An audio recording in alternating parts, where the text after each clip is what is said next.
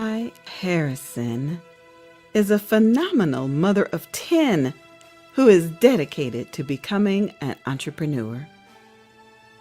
Continually looking for business opportunities to continue development, newly found authorship after co-authoring in Releasing the Shackles, Surviving Abuse, not to mention Amazon bestseller.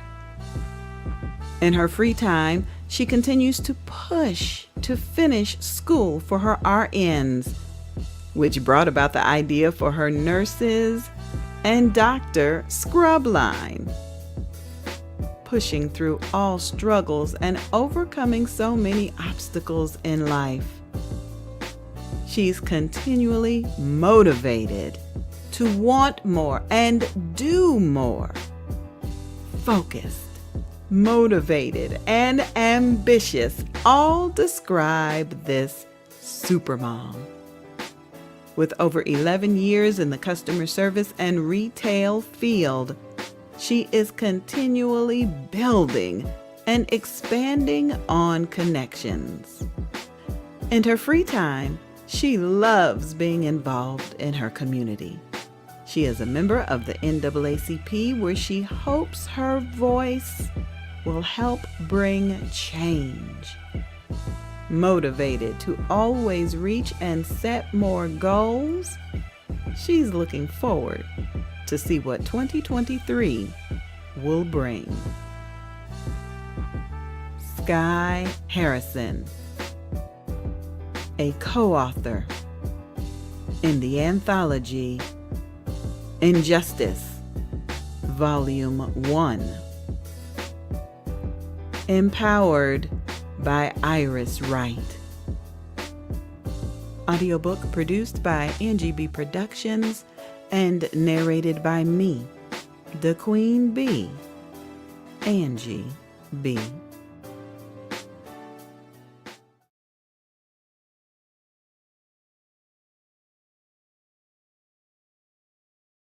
Author of the Day, Takia Smith, visionary of the best-selling book, Pendulum of a Mother's Love, announces her new release coming soon. Moms gathering to close the gaps. This will be the second book in the series, and we invite you to share your story with the world. The topics of mother-daughter, daughter-mother, and mother-son relationship are contributed by the following authors: Dr. Kitty Adderley, Dr. Radiance L. Rose, Dr. Maisha Jack, Angela Wife, and Evangelist Angie B. It's not too late to share your story. Promotional support for this book is provided by Business with a Heart and Lolo's social media promotions. Audiobook produced by Angie B. and Barty Productions. Moms gathering to close the gaps. Coming soon. Worthy women who are of the righteous. The new book coming soon from visionary Chi Smith and Maisha Barnett. Devotional categories include business, grief, finances, health and wellness, relationships, parenting, mental illness, aging and caregiving, and so much more. Published by Barnett Publishing,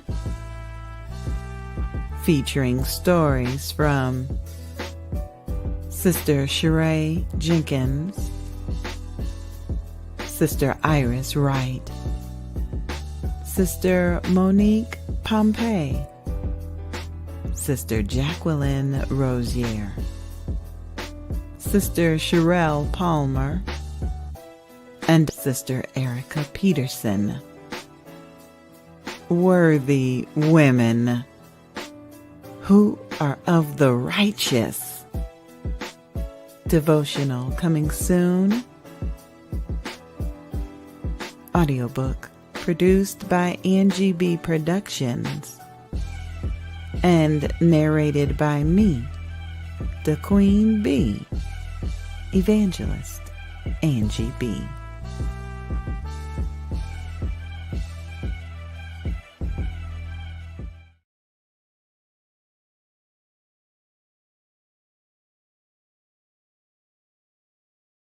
Please allow us to introduce you to one of the graduates of our YUP program.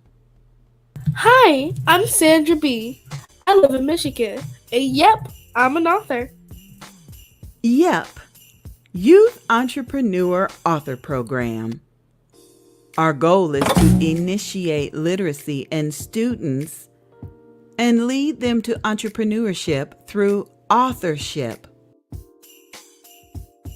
Our mission is to identify and invite organizations to participate in this program.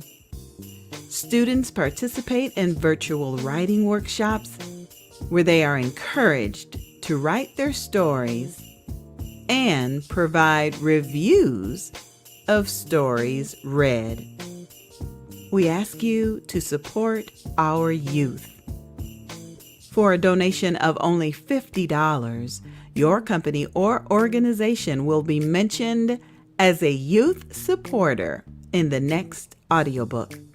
Send an email to yupi'manauthor@gmail.com to provide a scholarship for a young person to participate.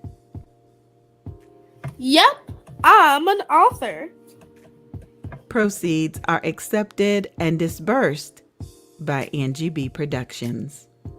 And now, these students are authors and entrepreneurs. Follow us online.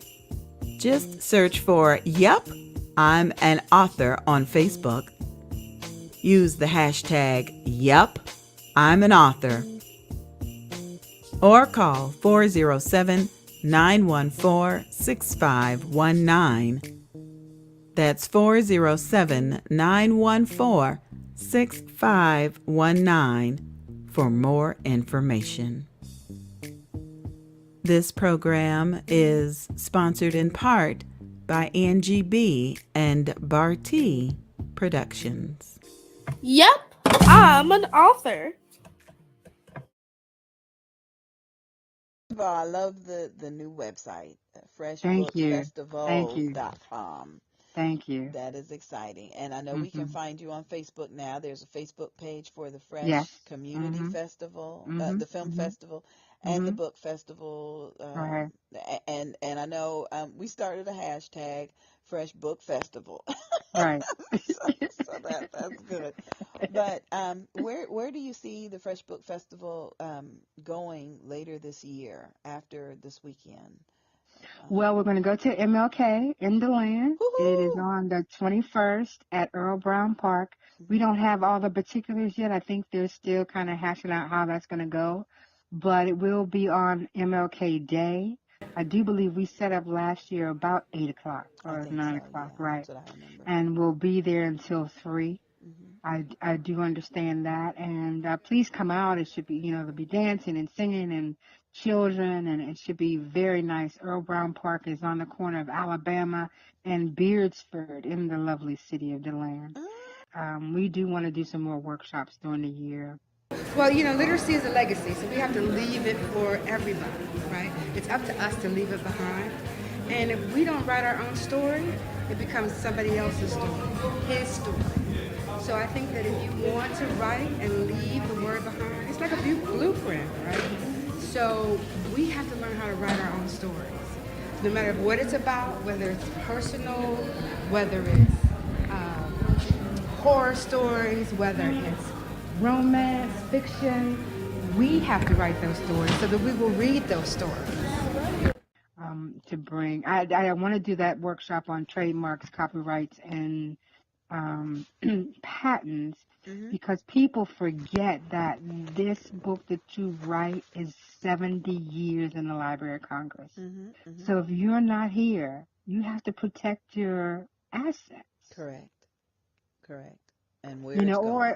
and where it's going, or it's going to go to the state, and I'm going to find your name and get the money.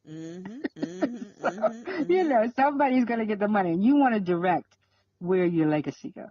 So we want to do that again. So we're going.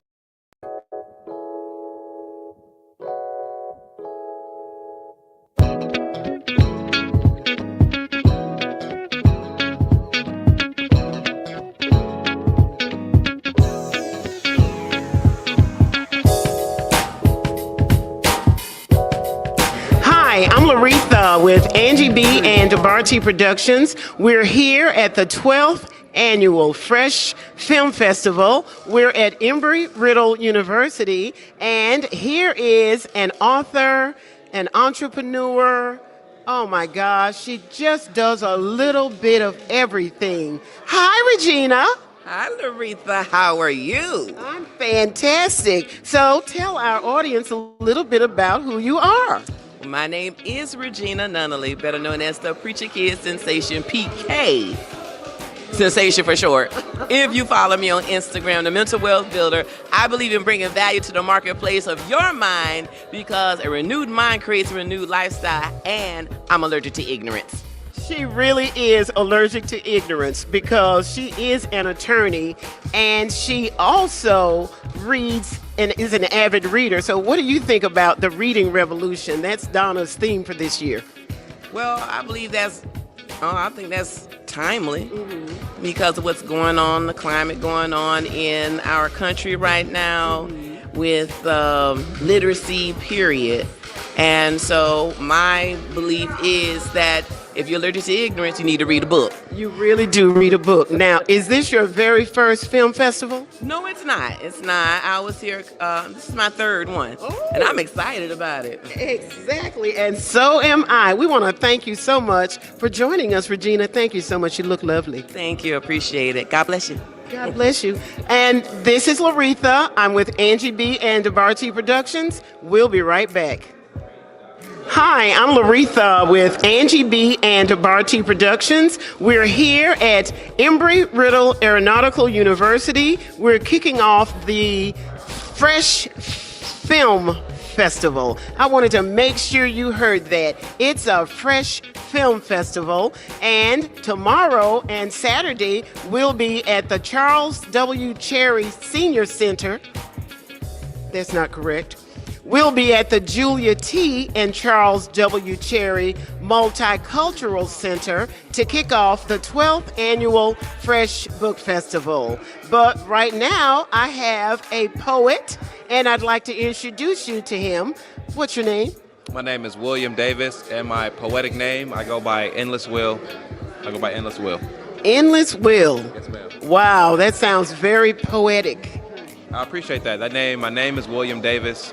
Endless comes from just the definition of the word, just really wanting to last forever. And will, the definition of that being driven and wanting a lot of things out of life. So that's kind of where that name came from. Okay, so could you do a little poetry for us? Just give us something a little spontaneous. Oh, yes, ma'am. So let's do this one. I said, patience is a sensation that is key for greatness. However, my generation generates so much hatred that the nation keeps forgetting the deteriorating of our greatness. Oh, hold on. Let me bring that back. I said, patience is a sensation that is key for greatness. However, my generation generates so much hatred that the expectations for the nation is deteriorating. I'm not hating, I'm explaining the outlook on the world that's hating on the beautiful colors of Mother Nature's paintings. Our hatred never dissipating. Now I am questioning. Who should we be blaming? Me, you, or let's just say TV? Let's just point fingers at the government for making us all crazy. It just seems like we're loving it, the material slavery. I'm a victim of it too, one of many, so blame me. It may be the pain we're sustaining. No one has the answers, but it seems that every day that somebody's complaining. That is outstanding, and that was F.R.E.S.H from Endless Will at the F.R.E.S.H Film Festival. Thank you so much for joining us. Oh, yes, ma'am. So if you all are here, make sure you follow me on my page. It's at Endless Will. I am a typewriter poet. This whole F.R.E.S.H festival, I look forward to typing a poem for every author that's here. You give me a word, I will type a custom poem for you. I'll be here with my paintings and my typewriters, and then Black Boy Joy. That's something that really puts a smile on my face. Oh, wow. You have put the smile on my face, Endless Will. Thank you so much for joining me. Oh, yeah, thank you. I'm Laretha with Angie B. and DeBarty Productions. We'll be right back. Oh, yes, thank you. Thank you. We're here at the 12th Annual F.R.E.S.H Book Festival at Embry-Riddle University. And we're going to be starting the F.R.E.S.H Film Festival. We have 3 short films that we're about to watch. And so I'd like to introduce you to a multiple entrepreneur. Hello there, Delora. Hello, Miss Laretha. Hi. So tell everyone who you are and what it is that you do. Yes, ma'am. Hello, everyone. My name is Delora Butts Lucas. I'm an attorney. I'm a minister. I'm also a business owner, and I love to do mission work as well. Yes, you do, and you look so well doing it. Thank you. So, have you written a book, Delora? Actually, yes, I have. It's a 30-day devotional called Grace, God's Refuge Against Crushing Experience. But that's all. Okay, well, we need to get that published. We're going to have some publishers here at the F.R.E.S.H Book Festival on Friday and Saturday. Will you be joining us?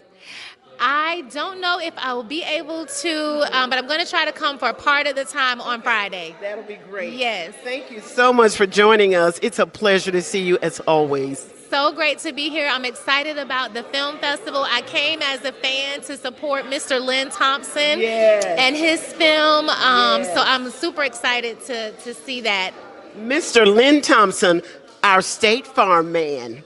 So, thanks again for joining us. I'm Laretha with Angie B. and Barty Productions. We'll be right back. I'm going to ask you that just so I can say, ooh. Hi, I'm Laretha with Angie B. and Barty Productions, and we're here at the 12th Annual F.R.E.S.H Book Festival. Tonight, we're kicking off the F.R.E.S.H Film Festival, and we're at Embry-Riddle Aeronautical University, and look who I happened upon, another one of Donna's authors, and she's all the way from? I'm from Virginia. And what's your name? My name is Reverend Dr. Janae Mackey Padilla. Well, thank you so much for joining us. It's my pleasure, my pleasure. I'm excited to be here, excited. Awesome. So is this your first F.R.E.S.H? This is my first F.R.E.S.H book festival. Yes, it is. Wow, it's her first F.R.E.S.H Book Festival. Well, you will certainly be back because Donna gives these authors such exposure. What's the name of your book? Well, I actually currently have 4 books that are on the market. The first one is Inspired, 52 Poems and Meditations That Move Your Soul. Really? Yes. And then the second one is Sister Girl, A through Z. And it's 26 devotional or affirmations that remind us of who we are. And then I have written a prayer book on behalf of my mother who wanted it before she passed in 15. And so it's called Pray Without Ceasing, Prayer Works. Okay. And then I realized she was a journaler, not a journalist, but a journaler. Okay. And so I wrote her a journal to go with it. Yeah, So sweet. Now, the prayers that are in the prayer book, are they your mother's prayers or are they your prayers? Well, the prayer book is about the how-tos. So how do we pray? Why do we pray? What do we do when we get a no or a not now? And is there excitement and enthusiasm in prayer? So that's what the book is. And then I've infused her quotes into the book. Now, the journal has quotes from me, quotes from my mother, and others as well. Yes. And what was your mother's name? Her name was Reverend Dr. William Mackey. Well, it is such an honor for you to dedicate that to your mother. And thank you so much for joining us. I am happy to be here, and it's been my pleasure. I can't wait for what we're going to see and do. We have a lot going on at the 12th Annual F.R.E.S.H Book Festival. I'm Laretha, and we'll be right back. Tonight we're kicking off the F.R.E.S.H Film Festival, and we're here at Embry-Riddle University. And here comes another one of Donna Gray Banks' fans. Hello there. Hi, I'm Melinda. Hi, Melinda. Nice to be here. It's a pleasure. Yes. How did you find out about it?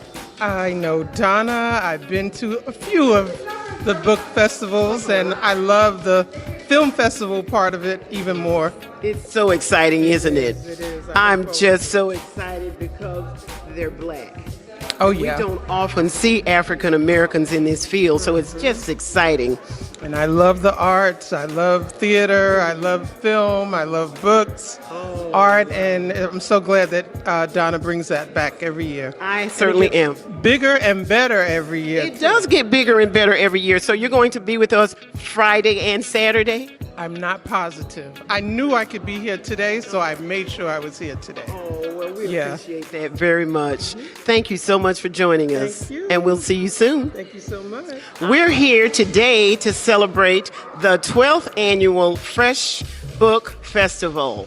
As a matter of fact, the F.R.E.S.H Film Festival is tonight at Embry-Riddle Aeronautical University. And so I am interviewing authors and supporters and friends of the F.R.E.S.H Book Festival. And I just happened to see my sister, Dr. Robin Quarterman. Hi, Dr. Quarterman. Hello, I'm so happy to be here. This is my first film festival.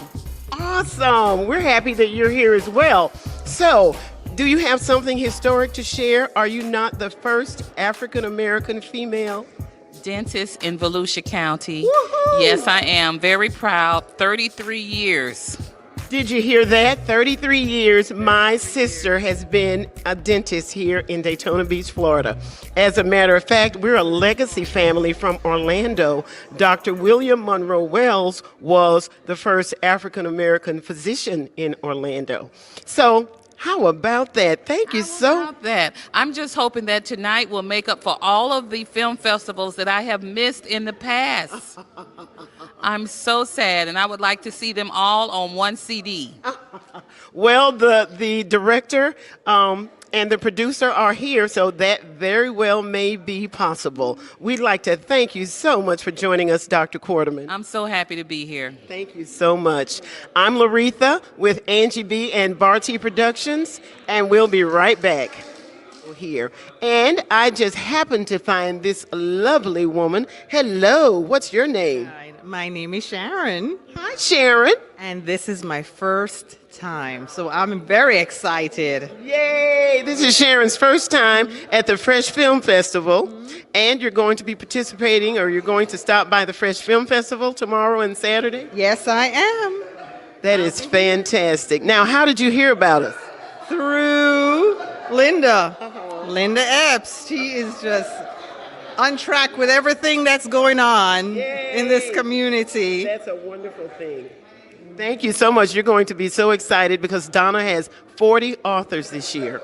Wow. Isn't Wow. great? That is fabulous. 40 authors. And it's a reading revolution. Yes. So let's go. Let's get going. Let's go. Thank you so much for joining us. Thank you, too. Thank you. And thank you. I'm Laretha with Angie B. and Barty Productions, and we'll be right back. Hi, I'm Laretha. Welcome back to the 12th annual F.R.E.S.H Film Festival. We're here tonight at Embry-Riddle University, and we're here because we're about to see the F.R.E.S.H Film Festival. And it is such an exciting time. This is Donna Gray Banks' 12th year. And look who I happened upon. We have a fan of the F.R.E.S.H Book Festival. Definitely. Thank you, Sid. Look at that. It's a reading revolution. What's your name? My name is Linda. Hi, Linda. Thanks so much for joining us, Linda. You're welcome. You're welcome. Is this your first F.R.E.S.H? Oh, no. I've been to many of the F.R.E.S.H book festivals and very happy to be here. Oh, well, we need supporters like you because this year it's a reading revolution. So are you an avid reader? Yes, I'm trying to be an avid reader. I don't read as much as I should, but I'm there. I got a book. And you're going to read it. I'm going to read it. Well, Donna has 40 authors this year, and we're just so excited about it. We're very excited about it, and we hope you'll join us as well. And thank you. Thank you. Thank you. Hi, welcome back. I'm Laretha with Angie B. and DeBarty Productions, and we're here celebrating the 12th annual F.R.E.S.H Book Festival. Right now, we're at Embry-Riddle, and we're preparing for the F.R.E.S.H Film Festival. And here is one of our supporters. Hi there. How you doing? I'm fantastic. What's your name? My name is James Womack of Jaw Entertainment Promotions. I'm here to support Donna Banks, in the F.R.E.S.H Book Festival. Well, thank you so much for joining us. How did you hear about the F.R.E.S.H? I heard through Donna Banks and various means, of communication like the media, online, Barty, Angie, anyone that I ran into, everyone that I ran into in the community, was speaking of the F.R.E.S.H Book Festival, It's something I have been attending for the last 5 years since I've been in the area. Well, I think that's wonderful because Donna couldn't do this without the support of the community. No, because the community is where it's at. And we need to get everyone involved in it. Everyone needs to be out here, everyone that can walk, talk, crawl, be here. Absolutely. Well, thank you so much. I appreciate you stopping by. I certainly hope you will enjoy the F.R.E.S.H Film Festival. I believe we have 3 short films that they're going to be showing tonight, and then afterwards they're going to have a little Q&A session. Okay then. All righty. Thank you so much. I appreciate you joining us. Okay then. See you tomorrow. Okay. Welcome to the 12th annual F.R.E.S.H Book Festival. We're here tonight at Embry-Riddle University to kick off the F.R.E.S.H Film Festival with Donna Graybanks, who's the founder of the F.R.E.S.H Book Festival. And here is one of her authors. Welcome. What's your name? Good morning. See what I'm used to, don't you? My name is Tony Benita. I am Mama Tony of Mama Tony's Book Nook. I am not an author. I am a reviewer and a book influencer. Oh, she's not an author. She's a book influencer. And I think that is absolutely wonderful. So, is this your first time at the F.R.E.S.H Book Festival? No, this is my 4th time at the F.R.E.S.H Book Festival. Oh, my. Yes, this is my 4th visit to the F.R.E.S.H Book Festival, and I thoroughly enjoy it. Well, I'm so happy to hear you say that. I know that Donna has about 40 authors this year. So, what do you intend to do? Do you invite the authors to come onto your show and read their books, or how does that work? I invite them to come on, or I get a copy of their book, and I do what I call Book of the Day. I give snippets. Like this month, I've been giving snippets on Black history. I've given Black history facts every day this month, and then I'll choose your book from my plethora of books, and I'll read a snippet. After I read that snippet, I say something about that book to encourage other people, if they haven't read that book, to go out and get that book and to read it. So people say, how do you choose your books? I have close to 2,000 books in my house. Choosing a book is not a problem. Wednesdays is Children's Day, so I always choose a children's book. Okay. Like this past Wednesday, I read My Melon Skin. But small children were asking, how did they get the color of that skin, as opposed to the children in their classes. That is outstanding. Everyone needs a Mama Tony. So thank you so much for joining us. We appreciate your support. Really appreciate it. You are so welcome. And I have just happened upon Rue Mayweather. Hi, Rue. Hi, Laretha. It's great to be here. Thank you so much. Where are you from, Rue? I'm from Dallas, Texas. All the way from Dallas, Texas. Are you an author, Rue? Yes, I am. And how many books have you written?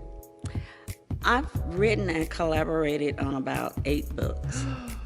8 books. That is just absolutely fantastic. And is this your first time here?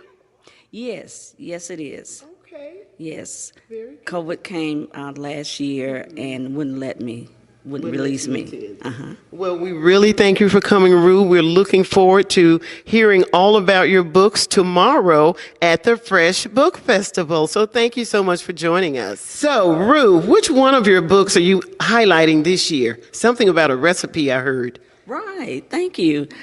This year I will be highlighting the book that I was going to highlight last year, which is Recipe for a Man, She Thought, which is an incredible story about a grandmother and her granddaughter. So the grandmother has wisdom about how to get a man that the granddaughter thinks that she has all the ingredients for. But you know, old folks know something too. Yes, they do. It's called wisdom. Oh my goodness. So that sounds exciting, Rue. How did you come up with that? Well, growing up, all of the older people who had value left my life early. So I really grew up without a grandmother, mother-in-law, all the key people who were important to me. So I wonder what it would be like to actually have a grandmother. So although this book is fiction, it's about having a grandmother and what it would be like to have a grandmother. Well, thank you so much for joining us. That F.R.E.S.H Book Festival is one really exciting time. This year it's called The Reading Revolution. So we'll see you tomorrow and Saturday, Rue, at the F.R.E.S.H Book Festival. Thanks so much for joining us. Thank you, Laretha. Thanks for having me. You're so welcome. Hi, this is Laretha. I'm with Angie B. and Barty Productions, and this evening I'm doing red carpet interviews for the F.R.E.S.H Book Festival. It's our 12th year here in Daytona Beach, Florida, and our wonderful founder is Donna Graybanks. And so here's one of her wonderful authors. Hi, Janice. Hi, how are you? I'm so happy to be back. Thank you so much. Where are you from? Little Rock, Arkansas. Little Rock, Arkansas. Oh my gosh. So I remember you from last year, so I know this isn't your first time here. No, it's not. I've been several years, and the years I wasn't here, I hated missing. Oh, bless your heart. So tell me a little bit about the books that you're going to be sharing with us this time. Well, actually, this year I have a new book, and the book is on Mahalia Jackson. Awesome. So I will be talking about her life story and sharing it with the audience, and hopefully I'll sell some books. But this festival is one of my favorite, and I am looking forward to being here this weekend. Well, thank you so much for joining us. Thank you so much. We really appreciate it. Hello and welcome. Glad to be here. Okay. My name is Cornell Carey. Okay. Thank you, Cornell Carey. So, Cornell, is this your very first time here at the F.R.E.S.H Book Festival? Yes, it is, but it's been a pleasure since I've been here. Oh, really? Well, we're happy to hear you say that. So, are you an author? Yes, I am. And tell us a little bit about your writings. I only have written one book and plan to write another one.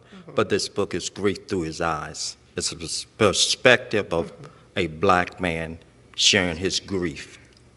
Well, that sounds exciting. Hold on, I have one more question for you.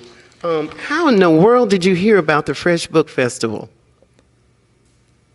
It was unusual for me.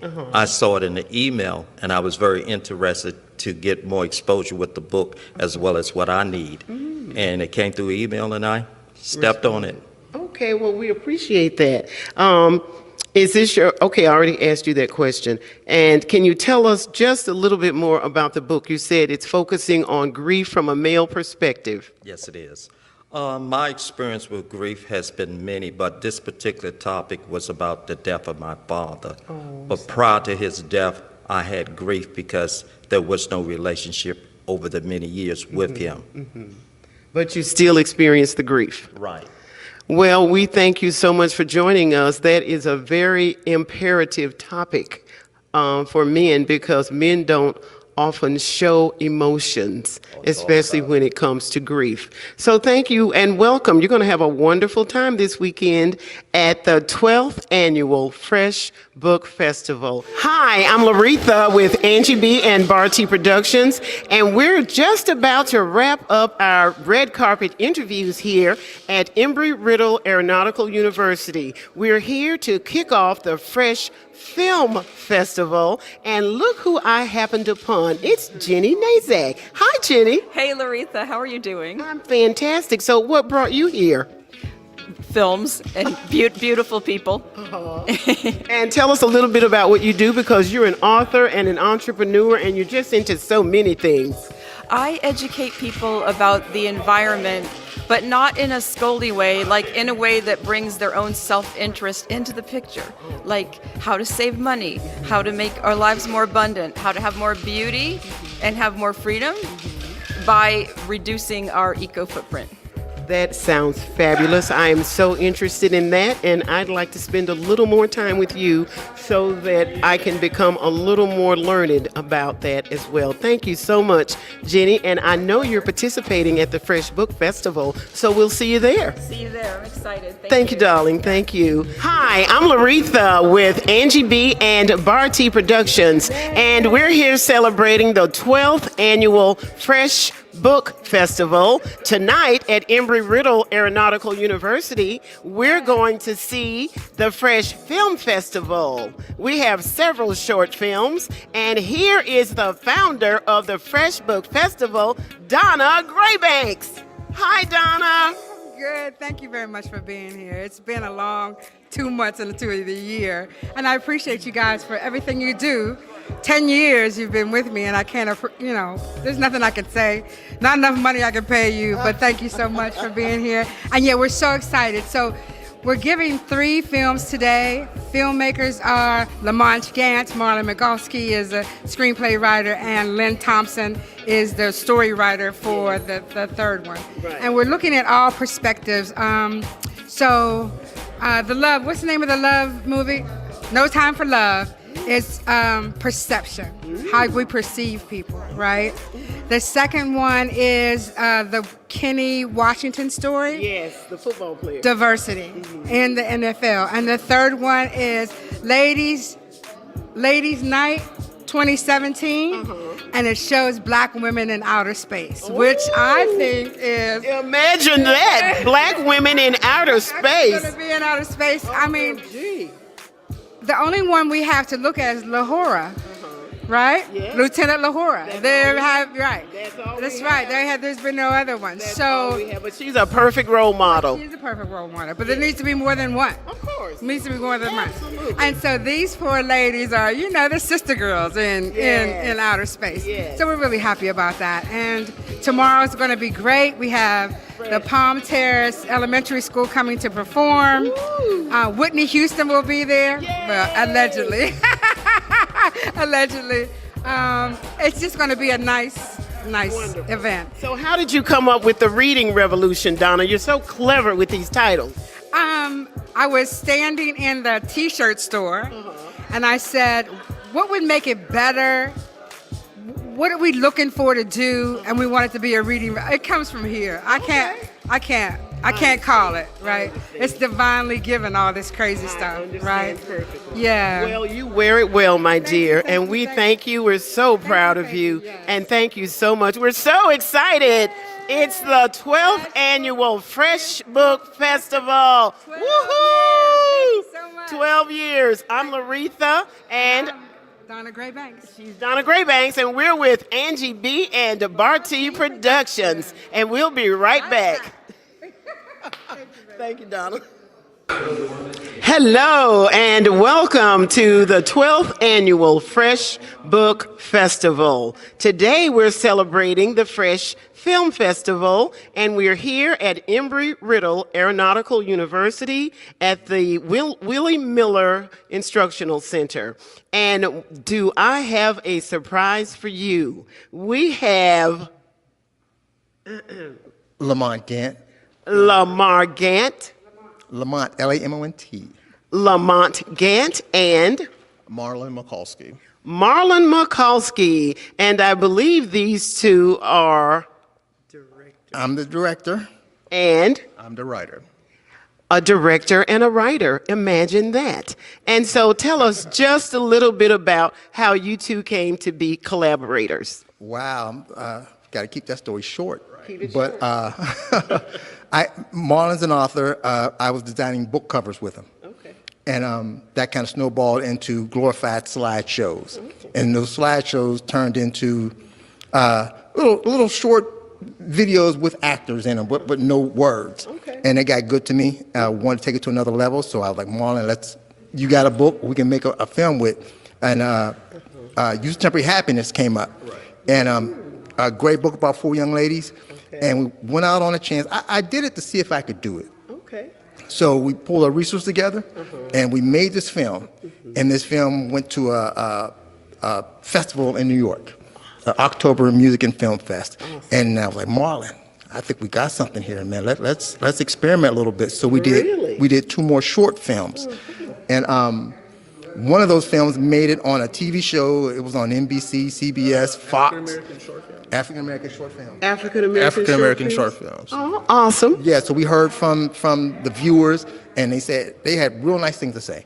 So at that point, it was like, let's make another one, but this time let's make something we can sell to people. Yeah. And that was a whole nother process. But we made this film called Returned.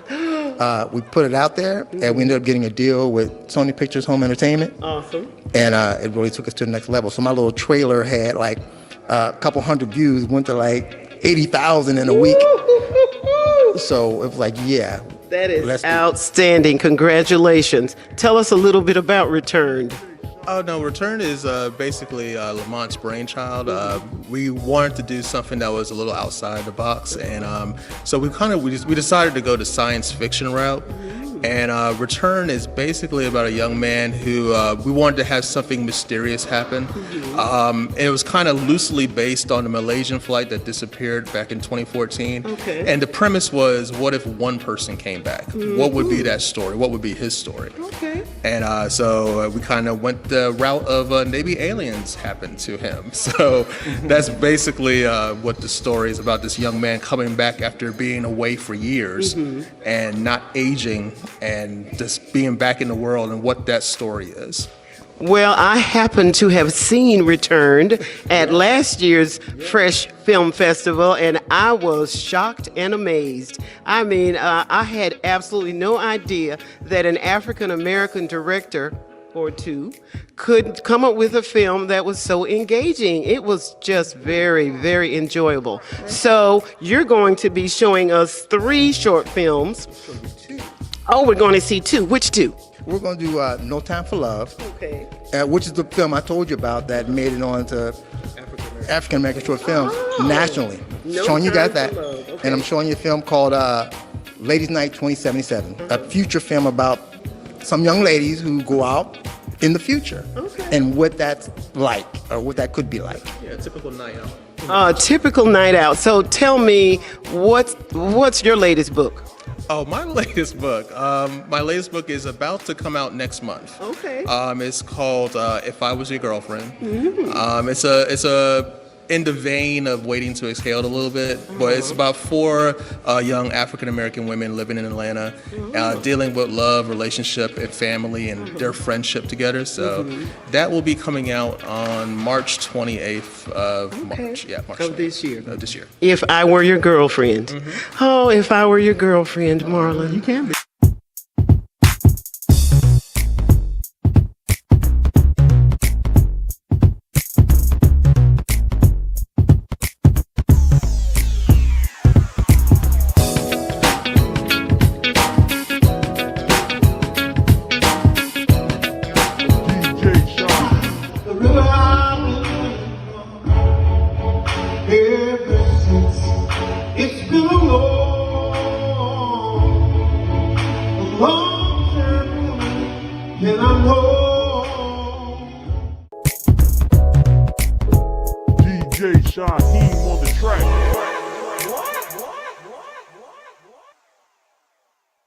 Please allow us to introduce you to one of the graduates of our YUP program.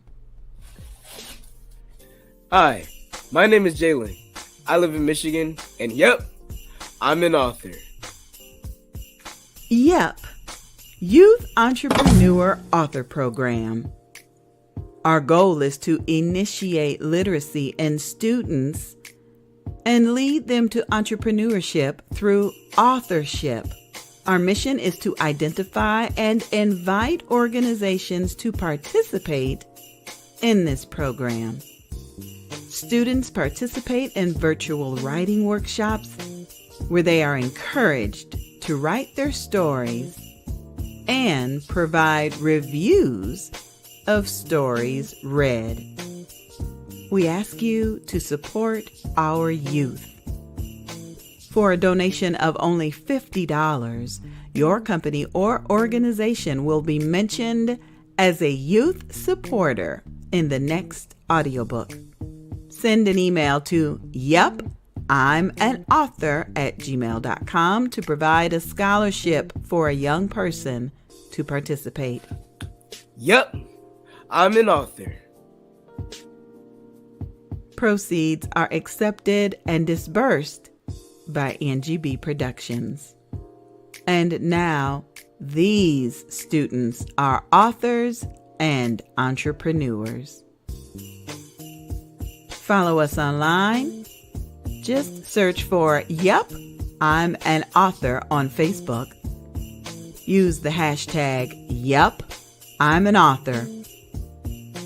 Or call 407-914-6519. That's 407-914-6519 for more information.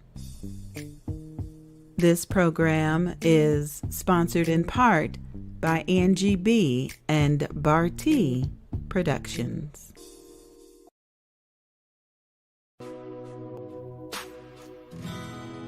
Hello and welcome to the Great Black Read Aloud Day. It used to just be a day, but now we're sharing our readings for an entire month. My topic is forgiveness. Everyone needs to understand forgiveness. I had to forgive myself and someone else. And the story that I'm about to share with you is from my book. It's entitled Fired Up. Fired Up is an international Amazon #1 bestseller. It is an anthology that includes 10 authors, and I am just one of the 10 authors.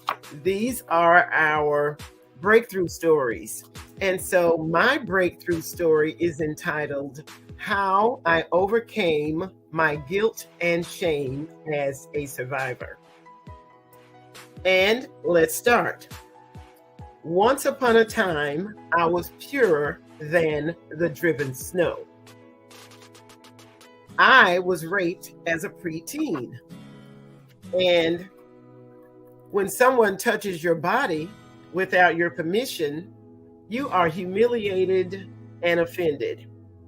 If that someone sexually assaults or rapes you, it destroys your sense of control. My virginity was stolen. I repressed my rape trauma for 40 years because I did not want to remember what happened. The feelings of shame, an overwhelming sense of shame, can cause one to lose their desire to recover because we feel as if we deserved it.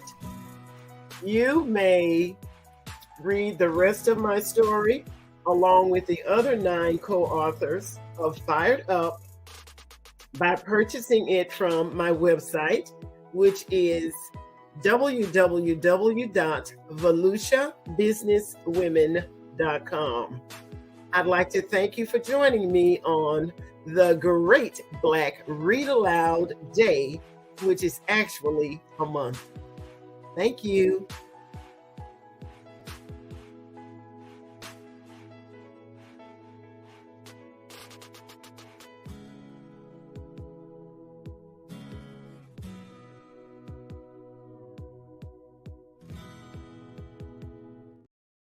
Chapter 3. Snap out of it. Why does Sabrina just let stuff happen to her when it comes to men and her body? What mental issues would make her feel so open and sexual with no cap? They knew they were cousins after they were told, and none of them cared, including Sabrina. It was what it was, and everybody got what they wanted. Run, from the Pain Within. Written by Maisha Barnett. Produced for audiobook by Angie B. Productions. And narrated by me, the Queen Bee, Angie B.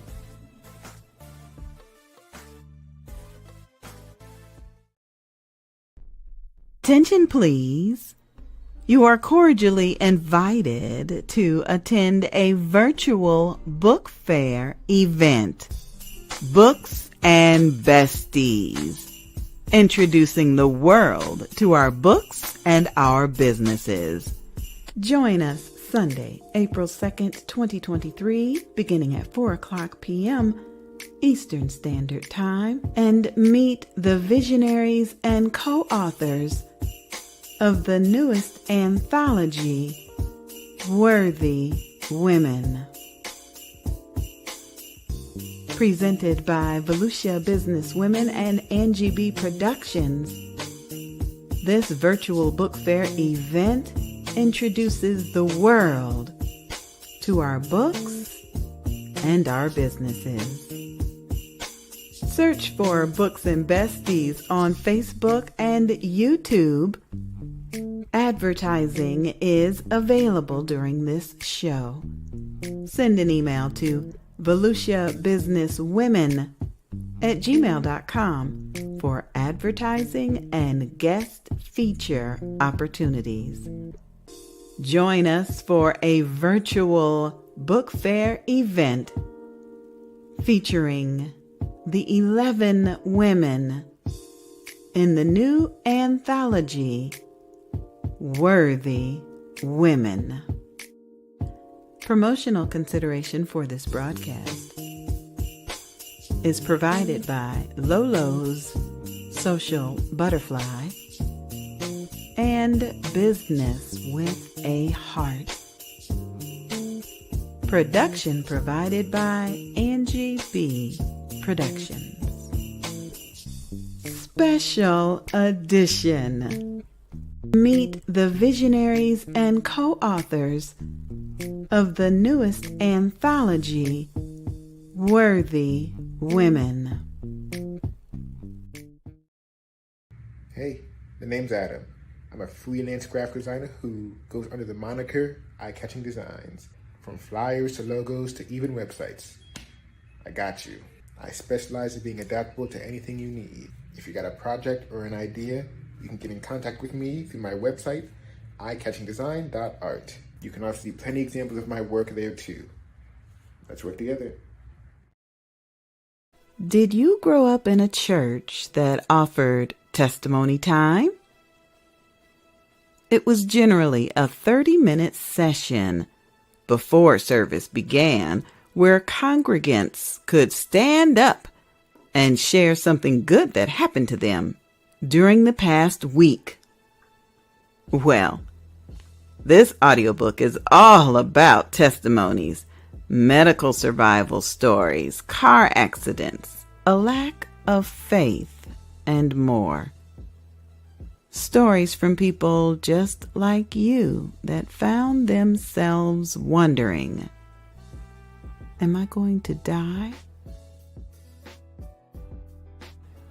I thought I was dead. Stories of survival that will inspire, transcend, and encourage your mind. An audiobook anthology compiled by evangelist Angie B. Produced by Angie B. and Barty Productions. Coming soon.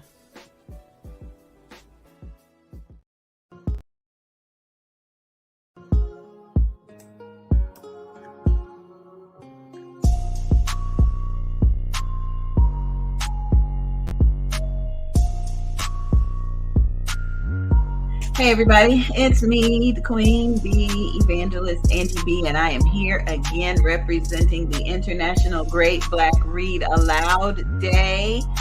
Today I am talking about raising children And, well, not really. I'm reading something from author Maisha Barnett, where she is talking about raising children. She is talking about raising children. She is an author in the book Finding Joy in the Journey, Volume 2. Healthy Ways to Find Joy During Difficult Times. This is a 90-day devotional presented by Vanessa Blackwell and a collaboration of phenomenal co-authors. And so Maisha Barnett is my author of choice for this topic. And it says she is a Wix professional web designer, publisher, owner of Barnett Publishing, author, coach, and speaker.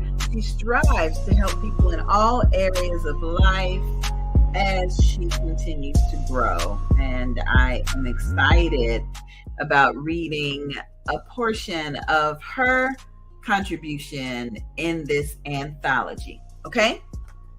So it says, I kept going.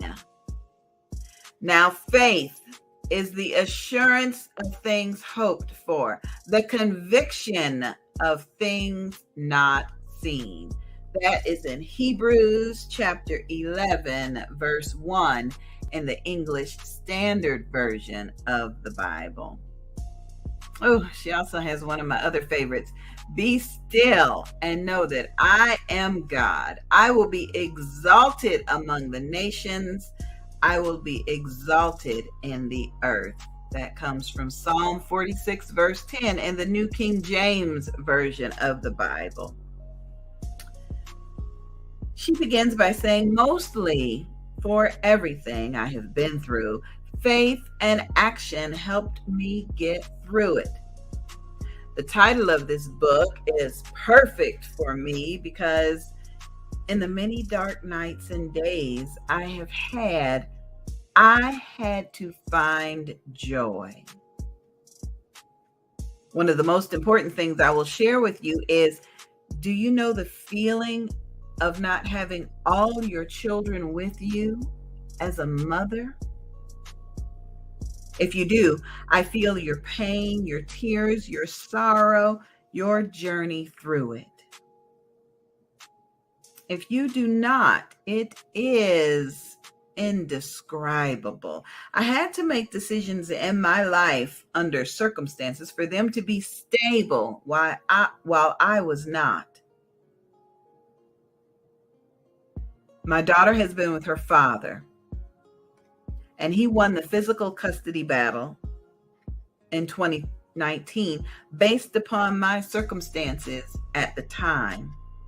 My 11-year-old has always been with me besides the times I had to have him to be stable as well. My 5-year-old has been with his godparents, and well, longer than they should have been. Where I am today in my life, I have to be grateful and find joy because it has not been easy for me. There is a plan in the making, and God is my captain, leading this ship to its destination. That was the contribution on page 18 and 19 that came from Maisha Barnett. I kept going. It is a part of Volume 2, Finding Joy in the Journey, Healthy Ways to Find Joy During Difficult Times. This 90-day devotional is presented by visionary Dr. Vanessa Blackwell and the collaboration of phenomenal authors. I just want to tell you something about what's on the back cover. This is the 12th anthology by Dr. Vanessa Blackwell, and it brings together 90 authors from around the world who share their personal stories. I happen to have shared my story too. I love this book. I do.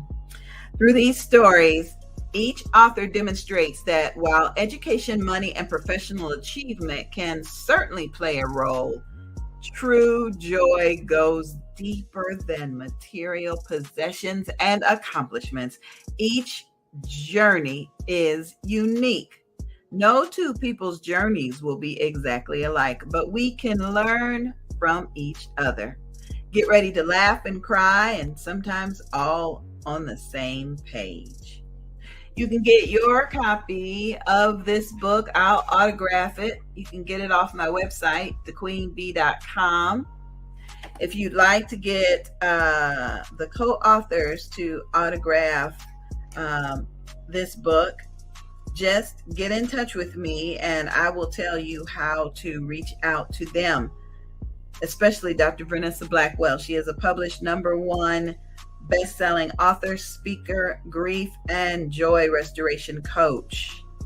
And this is her 12th anthology, Finding Joy in the Journey. I want to thank Ladero Press for allowing us to get together again during Black History Month. I got on my garb. And I hope you have enjoyed the International Great Black Read Aloud Day. Please be sure to share this video with someone maybe who's raising some children or someone who needs to find some joy. And if it is the Lord's will, I'll see you next time. Stay safe, everybody, and be blessed.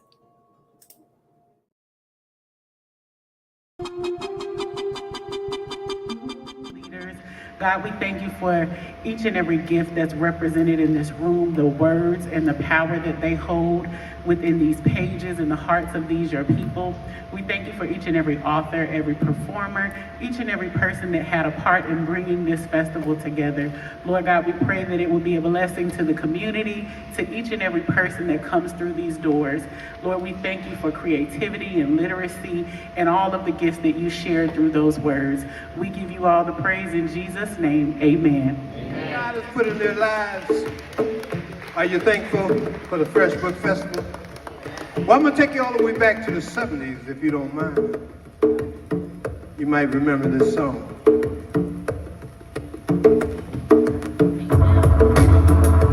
Though you may not drive a great big Cadillac,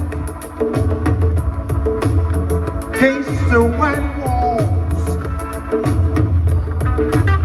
TV antennas in the back.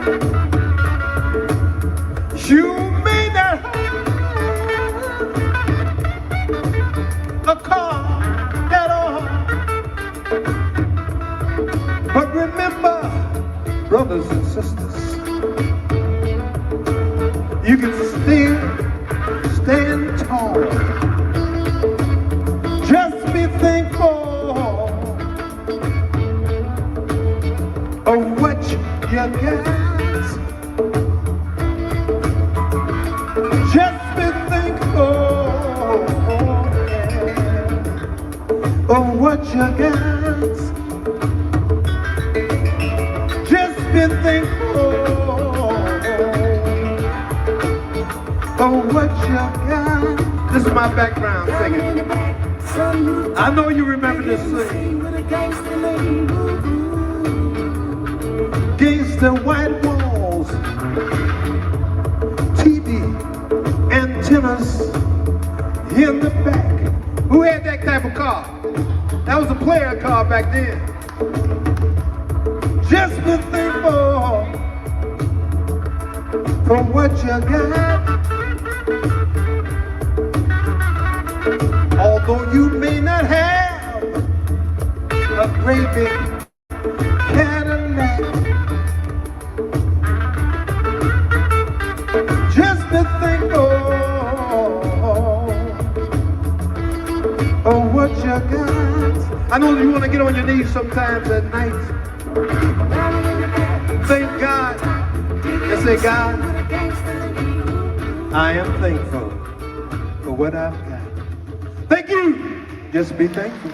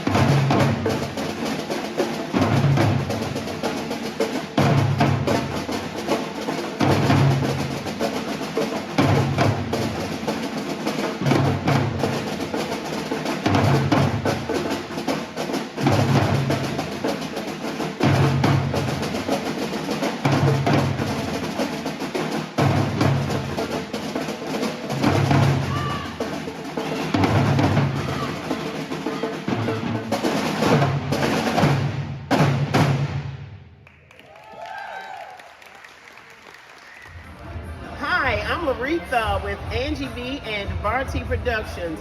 We're here today in the city of Daytona Beach to kick off the 12th annual F.R.E.S.H Book Festival. That's fresh as in fiction, romance, erotica, spirituality, and health. Come on down and we'll see you when you get here for the next 2 days. We're here in Daytona Beach at the F.R.E.S.H Book Festival. I'm Laretha and I'm with Angie B and Barty Productions.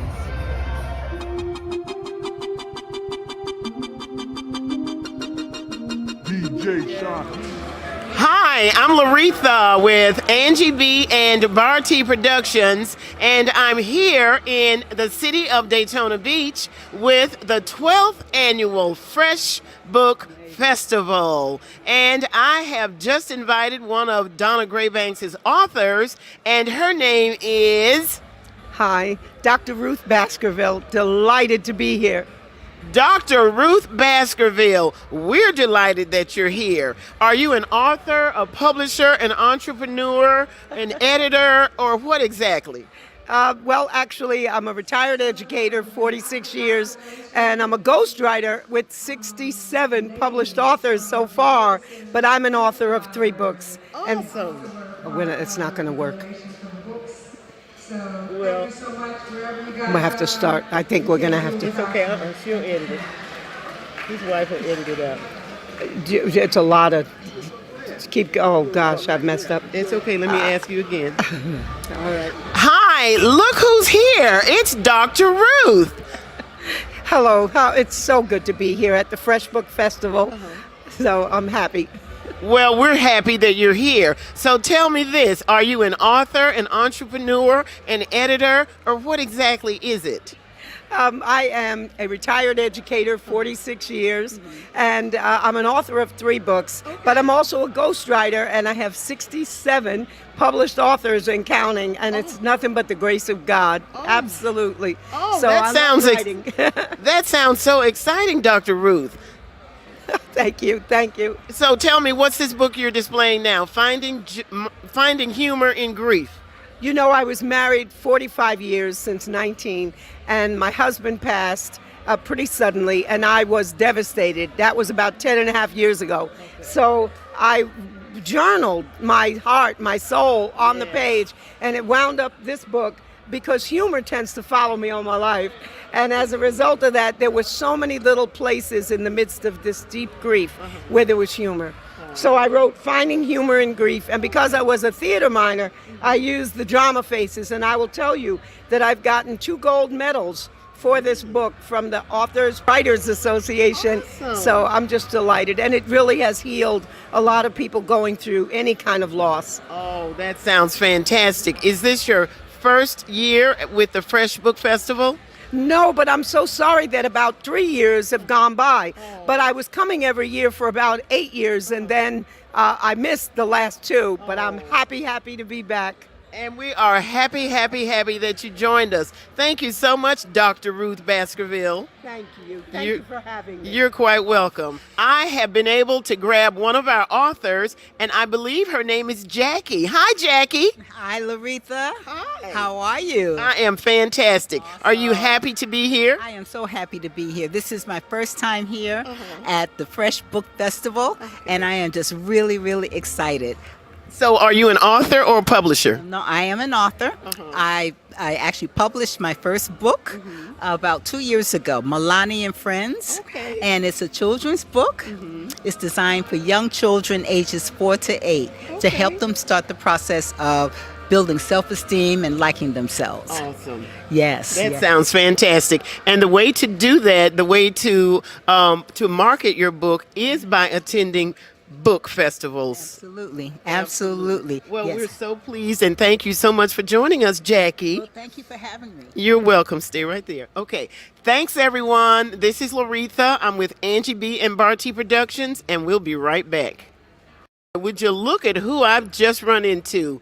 It's Rue Mayweather. She's from Texas. Hi, Rue. Hi, Laretha. How are you? I'm great. Thanks for coming out. I think I saw you last night at the F.R.E.S.H Film Festival.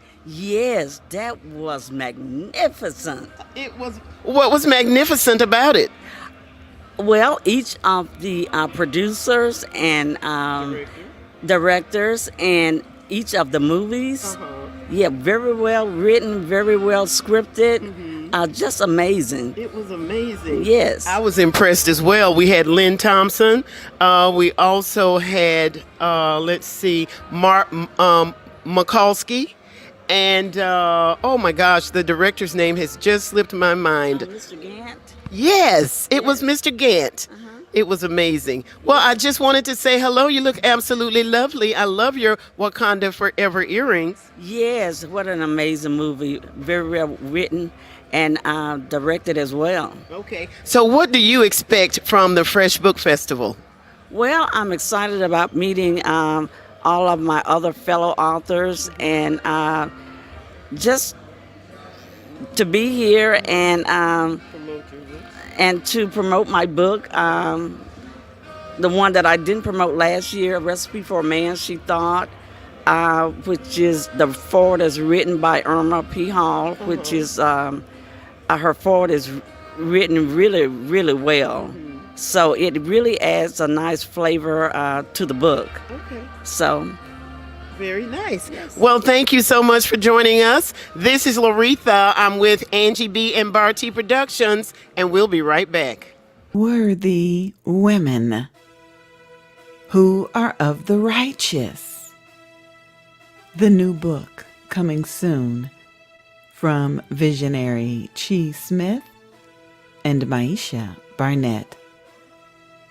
Devotional categories include business, grief, finances, health and wellness, relationships, parenting, mental illness, aging and caregiving, and so much more. Published by Barnett Publishing, featuring stories from Sister Sheree Jenkins, Sister Iris Wright, Sister Monique Pompey, Sister Jacqueline Rosier, Sister Sherelle Palmer, and Sister Erica Peterson. Worthy women who are of the righteous. Devotional coming soon. Audiobook produced by Angie B. Productions and narrated by me, the Queen Bee, Evangelist Angie B.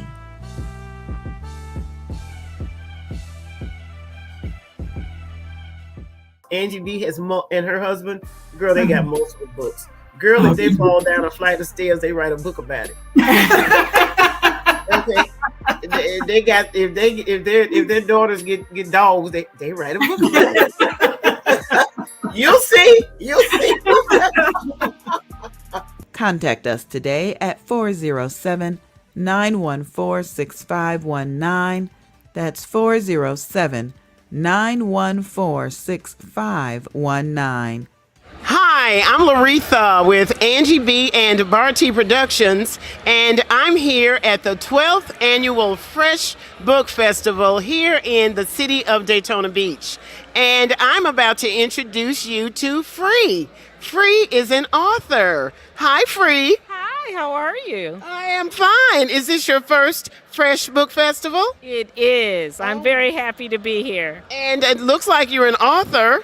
Yes, this is my first book, not my last. I have 2 others in the works. Okay. But this is my first book. Okay, and what's it called? I would scream if I could get this stick out of my mouth. Oh, I could scream if I could get this. If I could get this, what?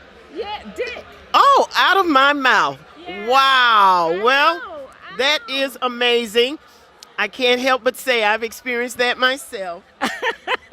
Well, actually, it comes from Shakespeare called King Richard, the Devil. Okay. And so Richard's nickname is what? Dick. Right. Yeah, my father's name is Richard, and I never understood why they called him Dick until later. Right. So here we have that. You're old enough, I hope, to remember that man they called Tricky Dick. Oh, yes. Right? So people get a little shocked at the title, but actually it has a meaning behind it. It really does. It really is a book about Ephesians 6:12, which we're talking about how do you recognize evil. You seem to think that the devil's going to come in red with a pitchfork and horns. And he is not. He is not. He's going to come quite innocently. Yes. We see evil moving around the world all the time. All the time. So the first name in the book, Pope Alexander VI, and I'm just going to, give everyone a little look at it, happens to be the one that created the doctrine of discovery in 1493. That doctrine is the one that caused enslavement to go around the world. Really? I never knew that. Yeah. So you probably learned like I did in school. It was called Manifest Destiny. Absolutely. You see how if you change your name, you can't find the origins of it? Wow. Just like if you call them Shadrach, Meshach, and Abednego, you don't know their real names. Exactly. So this is really a exploration into the history that I was taught and indoctrinated to believe, and then the truth. Well, I am certainly happy that you have brought the truth to the 12th annual Fresh Book Festival. Thank you so much, Dr. Ruth. I'm sorry. Thank you so much. She'll edit that out. Thank you so much, Free. You're welcome. Thank you for interviewing me. I'm glad to be here. Thank you so much. And I'm Laretha. I'm with Angie B. and Barty Productions, and we'll be right back. And I have just captured Brian. It appears as if he's a photographer because he has several cameras. Are you a photographer, Brian? Yes, ma'am. I am a photographer. Not only am I a photographer, but I'm also a videographer. But photography has become one of my main passions, even though video started off with me first. So I'm just here enjoying myself, doing what I love. So if you're ready to get your shot snapped, don't be afraid, because Brian right here for you. Well, thank you so much, Brian. I know I've seen you before at previous Fresh Book Festivals. Is that true? This isn't your first Fresh. Yes, ma'am. This is my second Fresh Book Festival. I came to the one last year, enjoyed my time here, and now it's a whole nother year again, and I'm back again. So I'm just excited to see, all the new books, all the new things people have. It's amazing to get in contact with these type of people. Never know who you may meet. You never know who you may meet. It's all about a reading revolution and networking here at the 12th Annual Fresh Book Festival. I'm Laretha, and I'm with Angie B. and Barty Productions. We'll be right back. And I just happened to see a children's author. Hi. Hello. Hi. What's your name? Sharonda Ingram. Where are you from, Sharonda? I am originally from Daytona Beach, Florida, but now I currently live in Sanford, Florida. I've been living in that area around 20 years now. Okay, and is this your first Fresh? Yes, it is. Okay. And what's that you're holding? I am holding my book, Fearfully and Wonderfully Made. It is a book that I authored with my 4 boys. It started out with me doing a Bible study with them. And so from there, God told me this was my book. Oh, right. It's called Fearfully and Wonderfully Made. And that came straight from Jesus Christ. Trust me. So this is wonderful. Yes, it's so exciting. And you know what I love about it? My whole family had the opportunity to help me put this book together. So it wasn't just my effort. My sons got involved. My husband got involved. And so it came together wonderfully. It helped my children know how to take to be appreciative of hard work. It took hard work to put this together, so they became involved. So that was nice that this was a family event that we did together. Well, I am so pleased. Thank you so much for joining us. Have a wonderful time. We've got 2 whole days of nothing but Fresh Book Festival.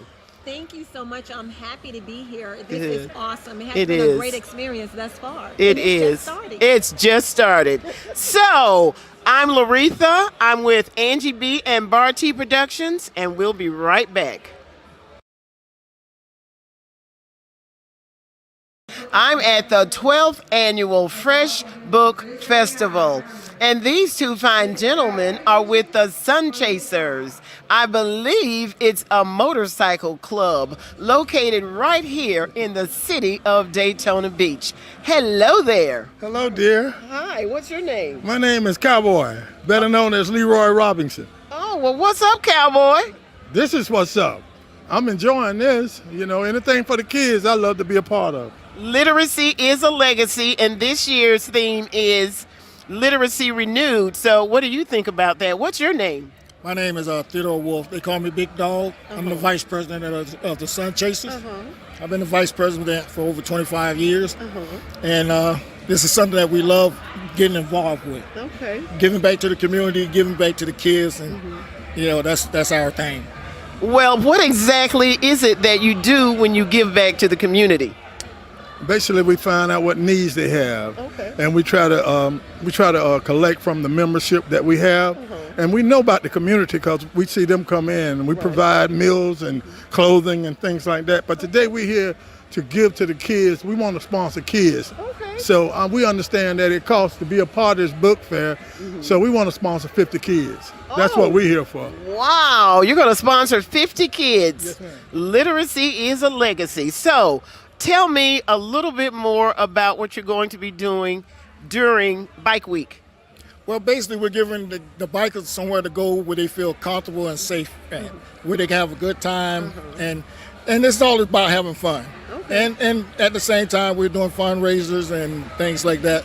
And basically, like I said, it's all about being safe, comfortable, and having a good time. Well, that is fantastic. I am really excited that you gentlemen decided to join us at the 12th Annual Fresh Book Festival. I'm sure Donna Graybanks is ecstatic that you're giving back to the community. You're going to sponsor 50 kids. Yes, ma'am. Well, that is outstanding. Thank you so much for joining us. Thank you. Thank you so much. Guess who I'm bringing to you today? It's another author, and his name is Mark Lewis. And Mark Lewis, are you an author, an editor, an entrepreneur? Just what exactly? Well, I'm a first-time author. This book is my first published work. And yeah, just an author for now, but hopefully later on, maybe I'll publish a book of my own. And is this your first Fresh Book Festival? Yes, it is. I'm from the Daytona Beach area. I've heard of the festival before, but this is my first experience here. So, well, we thank you so much for coming. Thank you so much for having me. I appreciate it. And we hope to see you again soon at the next Fresh Book Festival. Right now, I'm about to introduce you to another one, and his name is W.C. Fillmore. Well, hello, Mr. Fillmore. How you doing? I'm fantastic. Thanks so much for joining us. What's the name of your book? My book is W.C. Fillmore's Double Dose of Dark Urban Mythos. And it's a combination of two short stories in one book. And the stuff is horror and fantasy. Really? Yes. Horror and fantasy. Yes, with an urban twist to it. With an urban twist. That's right. It happens in the neighborhood right around your corner of your house. Oh my gosh, it happens right here in our neighborhood. That sounds so fascinating. How did you come up with that, Mr. Fillmore?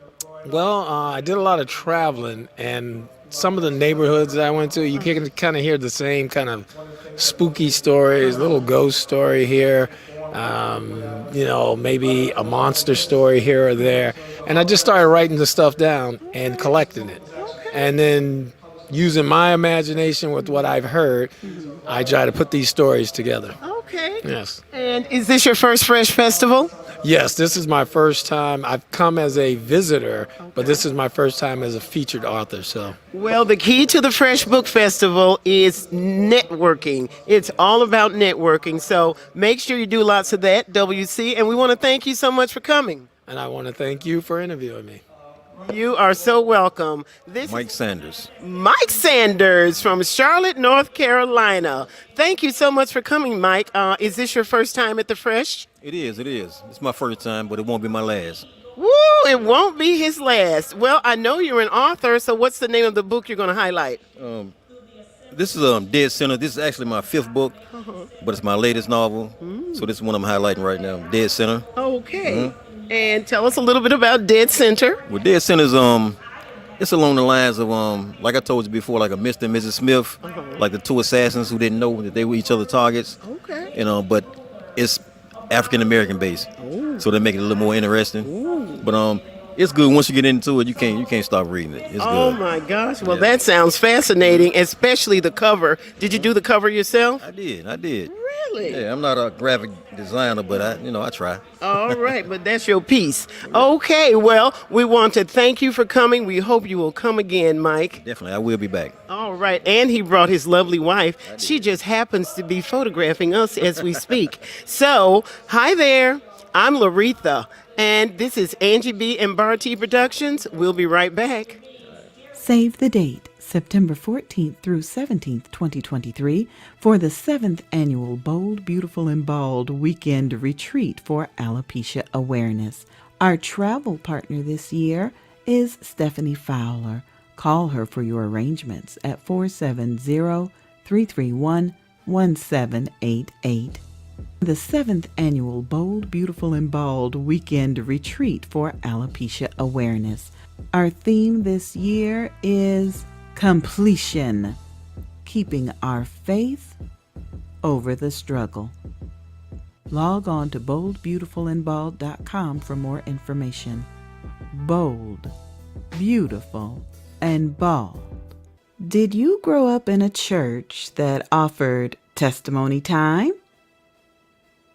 It was generally a 30-minute session before service began where congregants could stand up and share something good that happened to them during the past week.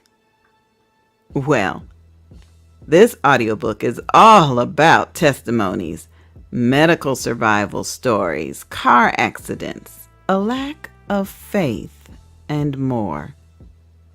Stories from people just like you that found themselves wondering, am I going to die? I thought I was dead. Stories of survival that will inspire, transcend, and encourage your mind. An audiobook anthology compiled by evangelist Angie B. Produced by Angie B. and Bar T Productions. Coming soon. Hi, I'm Laretha, and I'm with Angie B. and Bar T Productions, and we're here at the 12th Annual Fresh Book Festival right here in Daytona Beach, Florida. We have about 40 authors, so please do come on down and get to meet them. Right now, I'm about to introduce you to one of them. His name is... My name is Jerome Yates. Jerome Yates. Where are you from, Jerome? Actually, I'm from Brooklyn, New York. He's from Brooklyn. And are you an author, Jerome? Yes, I am an author. Actually, this is my first book ever. Actually, also, I'm a Embry-Riddle aeronautical graduate here in Daytona Beach. Well, we're impressed by that because last night we had our Fresh Film Festival at Embry-Riddle, and it was fantastic. Yes, it was. Yes, it was. Very awesome. Very awesome. So tell us a little bit about your book. Is this your book here? Yes. The 12 P's and the 4 No's, Volume 2 by Jerome Yates. Yes, the 12 P's and 4 No's. It's about actually empowering yourself. I've coined a term called the positivity coach. I'm your positivity coach. If you need positivity, if you are down, you could give me a call and I will be there for you. I've actually written this book so that you could actually have your own vision board. This isn't actually a workbook.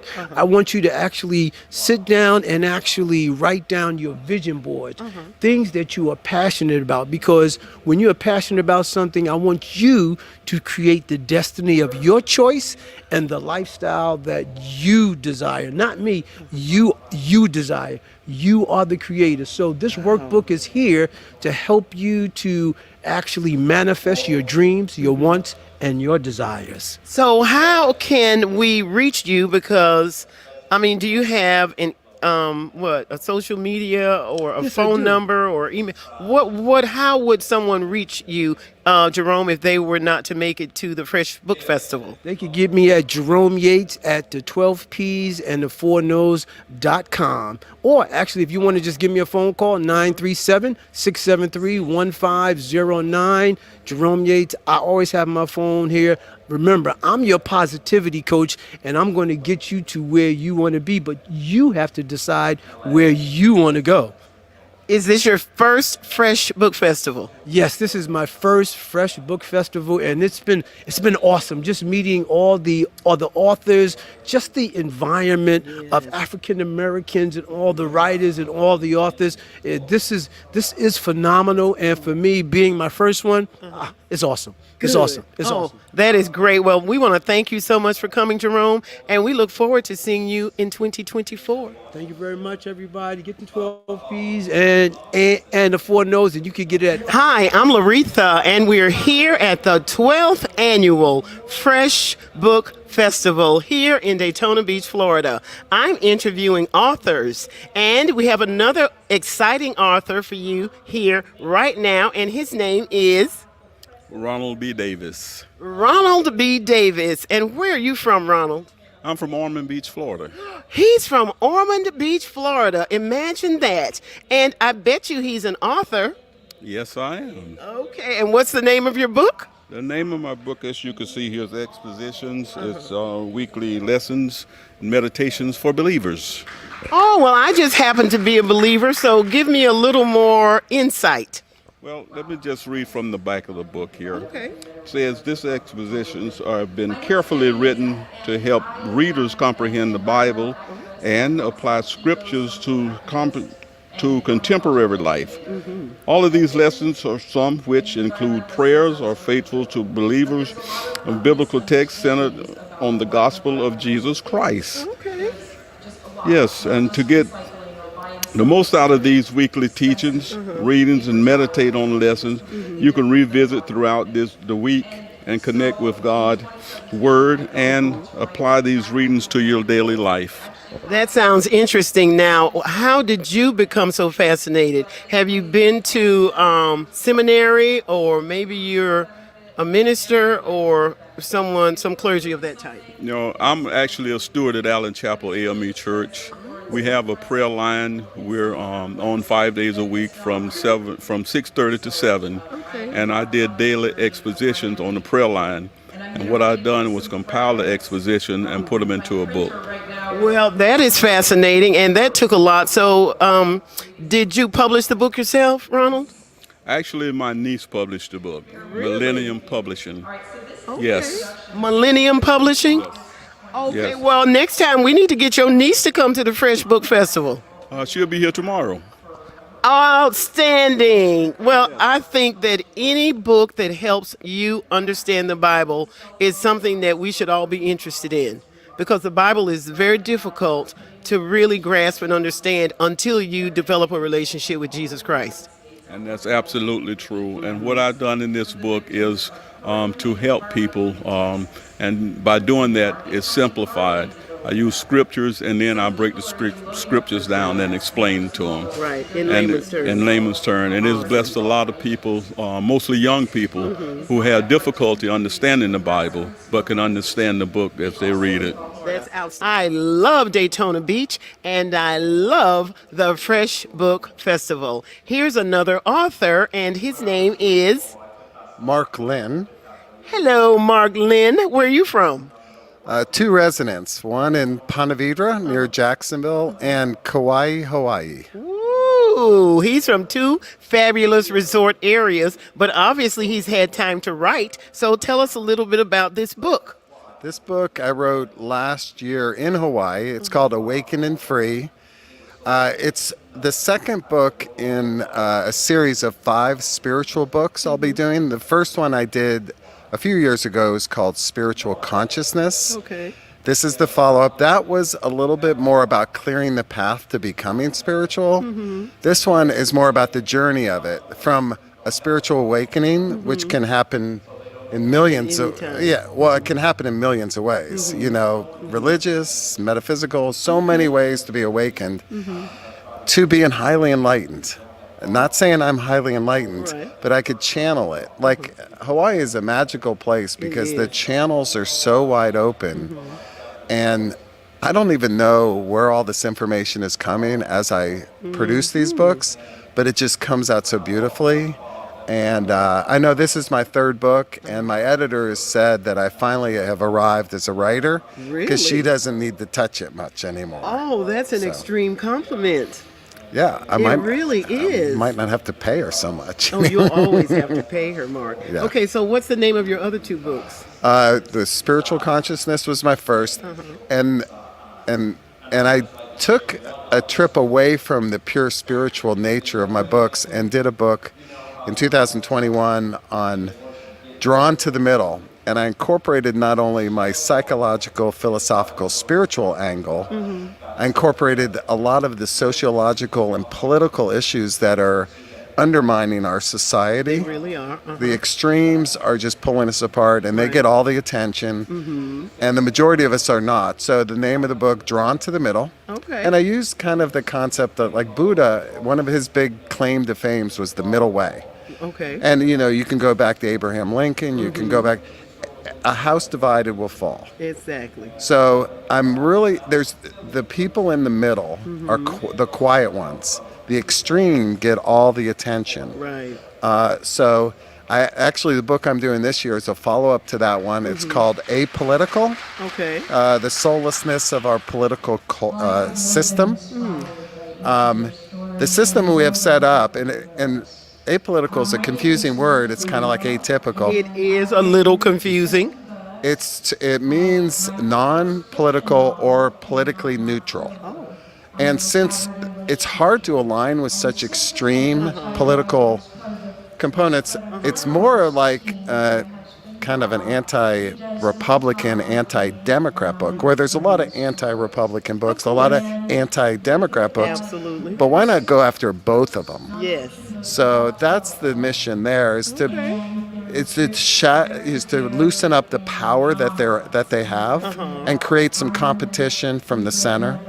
But the spiritual books, I have 3 more coming out. Wow. So I'm gonna do a book a year because it takes me somewhere in the neighborhood of about 1,000 to 1,200 hours to do a book. And about how many words is it? About 3,000? No, how many pages? Or it's 300 pages, about 80,000 words. Woo, that's a lot of words. Yeah. Well, I started only 3 months ago on my new one. I'm at 66,000. Oh my I God. get a good 1,000 to 1,500 words a day come out of me. Usually between, I have my cup of coffee, I sit down at the computer before I get tarnished by anything. Yes. I'm clear, I'm open, Okay. and it just cathartically comes out of me. That's outstanding. And what's funny is I've been doing this for 4 years. The first 2 or 3 years, it ruled me. I couldn't go without doing it. Now I'm controlling it because I was always afraid to take a day off that I might miss the groove. But now it's there. It's there. I got it. It's a part of who you are. I'm there. And we appreciate it. Now, is this your very first Fresh Book Festival? Yeah, this is my first book festival or fair period because I've been on that inward journey. Oh. And I come from a marketing background. I even have a master's degree in marketing, but I did not want to push it till I built enough of a base. And so you had mentioned a website earlier. I'm going to try to develop that. I need to do more book fairs. Because You're going to have to find ways to sell your books, Mark Lynn. I mean, you've done so much investing in your books. Yeah. So now it's time for you to sell your books. And I just wanted to thank you for joining us here at the Fresh Book Festival. Can we look forward to you joining us again? Absolutely. We're right up the street, so easy for me to come, All right. I'll be back. Well, thank you so much. I'm presenting to you today Rekia Beverly, otherwise known as Mrs. Asbury. Hi, Rekia. Hello. How are you? Well, thank you. Thank you so much for joining us. You are just the best teacher ever. Are you not? I appreciate the compliment. And I believe she's just come off a panel. What were you all discussing in the panel? Oh, we were talking about everything from including our books, seeing if it connected to our childhood. We talked about our genre and if we've experienced a negative review at some point because, life happens and we have to be prepared and how we're going to overcome those things. Yep. All right. Well, Mrs. Asbury has a plethora of books, so we're going to let her tell you just a little bit about some of the titles. Sure. First, I have my 2 affirmation books for young children and for adolescents. I have Mrs. Ashbury's First Day of School. We have Mrs. Ashbury's Birthday.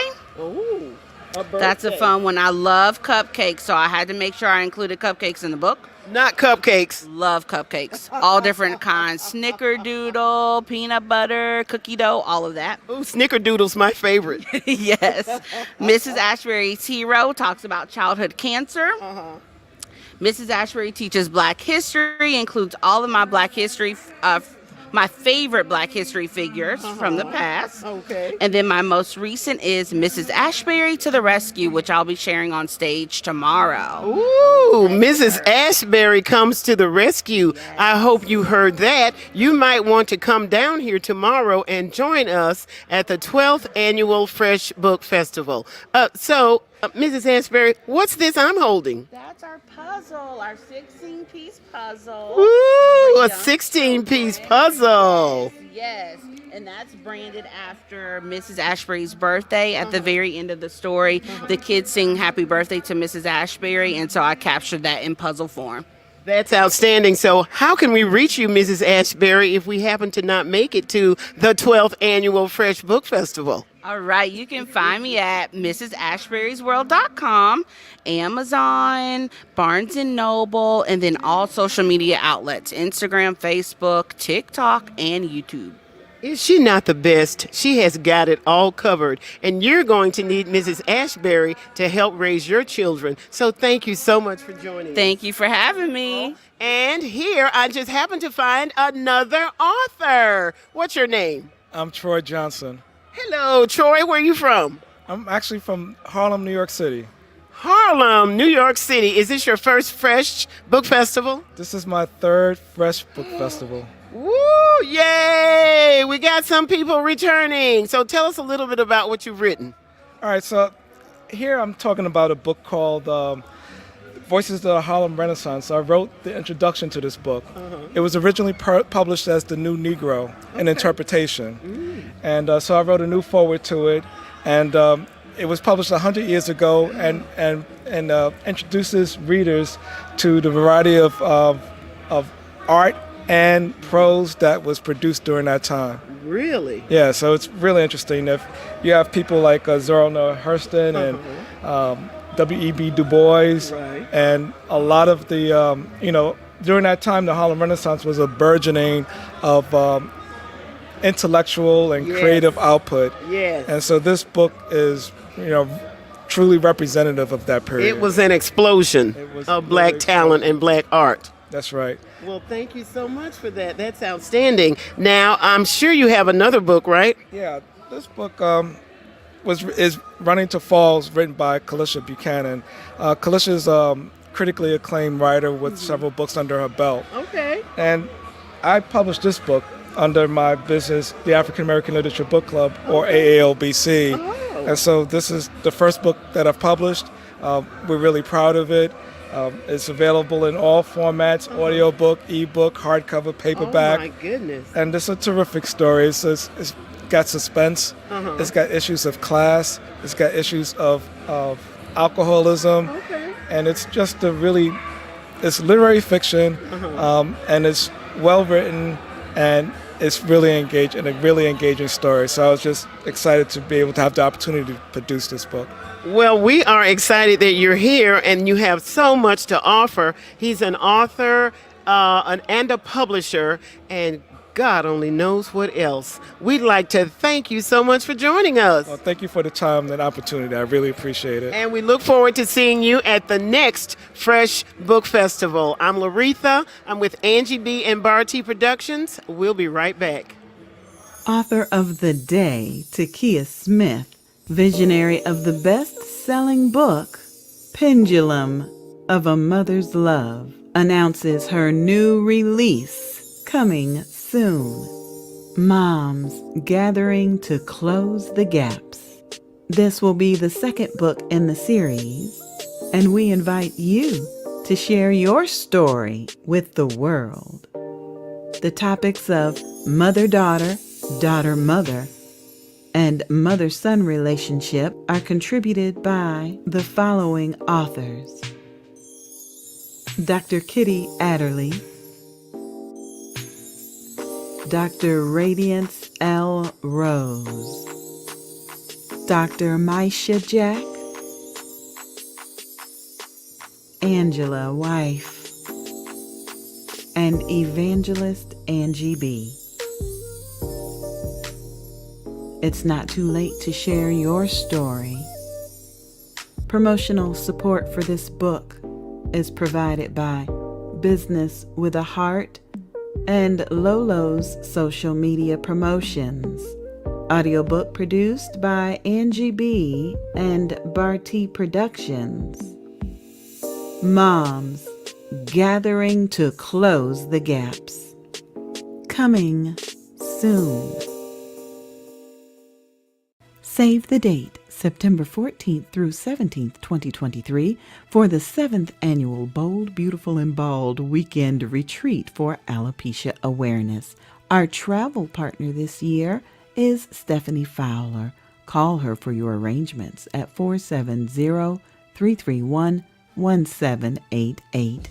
The 7th Annual Bold, Beautiful, and Bald Weekend Retreat for Alopecia Awareness.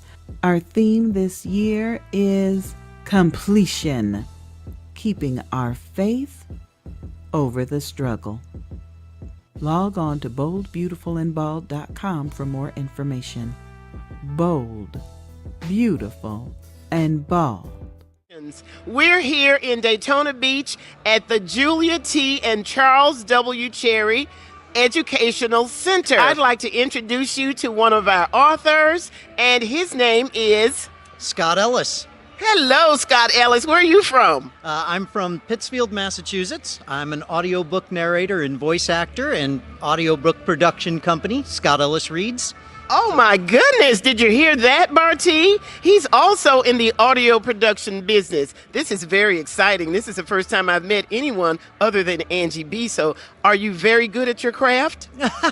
I hope so. I was the 2021 audiobook of the year recipient for a book called Puck and Minnie that I narrated. Awesome. And yeah, that was awarded to us. And so, you know, we like to consider ourselves an award-winning audiobook narrator, whatever that means. Well, that means congratulations. I'm very happy to hear that. Thank you so much for joining us. And you're going to have a wonderful time because we have 40 authors. And so now we also have another audiobook narrator. What do you think about that? I think it's fabulous. I think the audiobook industry is booming right now. It's scheduled to be a $16 billion a year industry this year, double-digit growth each year over the past decade. It's the way people are consuming their content these days. It's streaming, it's in their ears, and you know, if your book isn't an audio, you gotta find an audiobook narrator and production company to make it happen because it's the next level of sales for you. Well, did you hear that? We're here with about 40 authors, and one of them is Lucy Desmore. Lucy Desmore. Hi, Lucy Desmore. Where are you from? Daytona Beach. Oh my gosh, she's a native, and she's holding a book. I am. I'm holding the book that my husband wrote, Clayton Desmore, who frequented this book festival every year, and I thought it was my job to continue the legacy. So I'm here with this book. Clayton passed from us July 24th of last year, but he had this book already here, and we've sold several copies of it and attended many fairs. So that's what my job is to have this legacy to continue.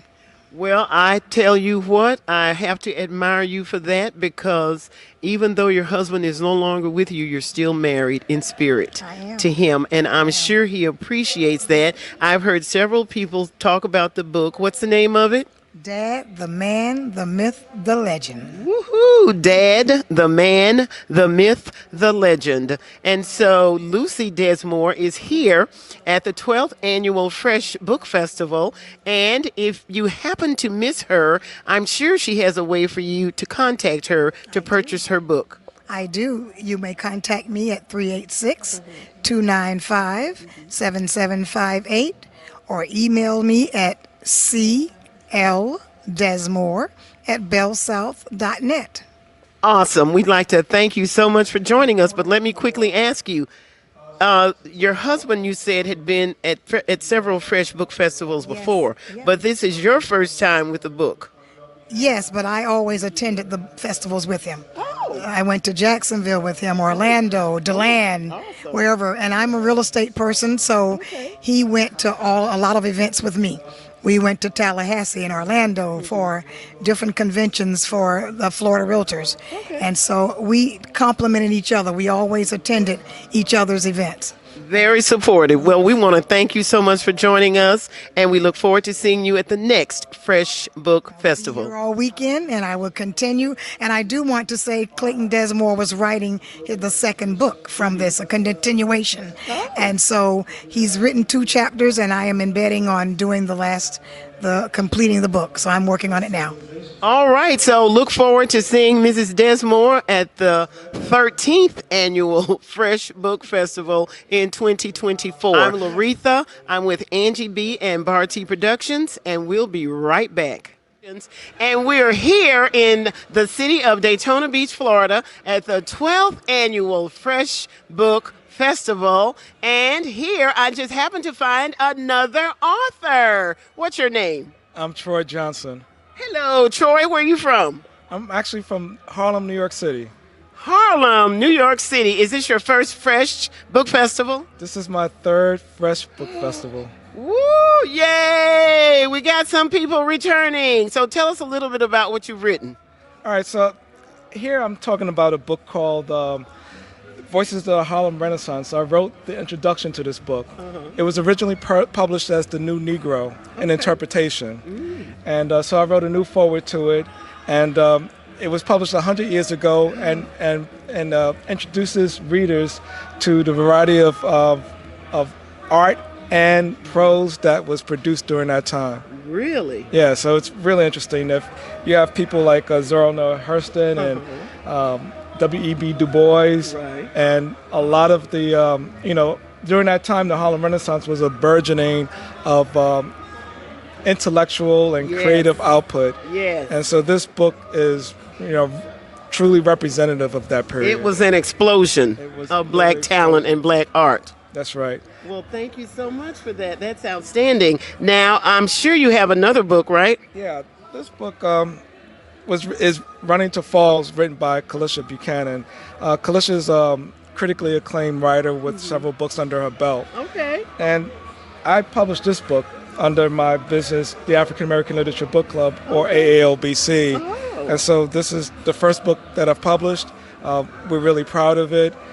It's available in all formats: audiobook, ebook, hardcover, paperback. Oh my goodness. And it's a terrific story. It's got suspense. It's got issues of class. It's got issues of alcoholism. Okay. And it's just it's literary fiction, and it's well written, and it's really engaging, a really engaging story. So I was just excited to be able to have the opportunity to produce this book. Well, we are excited that you're here and you have so much to offer. He's an author and a publisher, and God only knows what else. Hey, the name's Adam. I'm a freelance graphic designer who goes under the moniker Eye Catching Designs. From flyers to logos to even websites. I got you. I specialize in being adaptable to anything you need. If you got a project or an idea, you can get in contact with me through my website, eyecatchingdesign.art. You can also see plenty of examples of my work there too.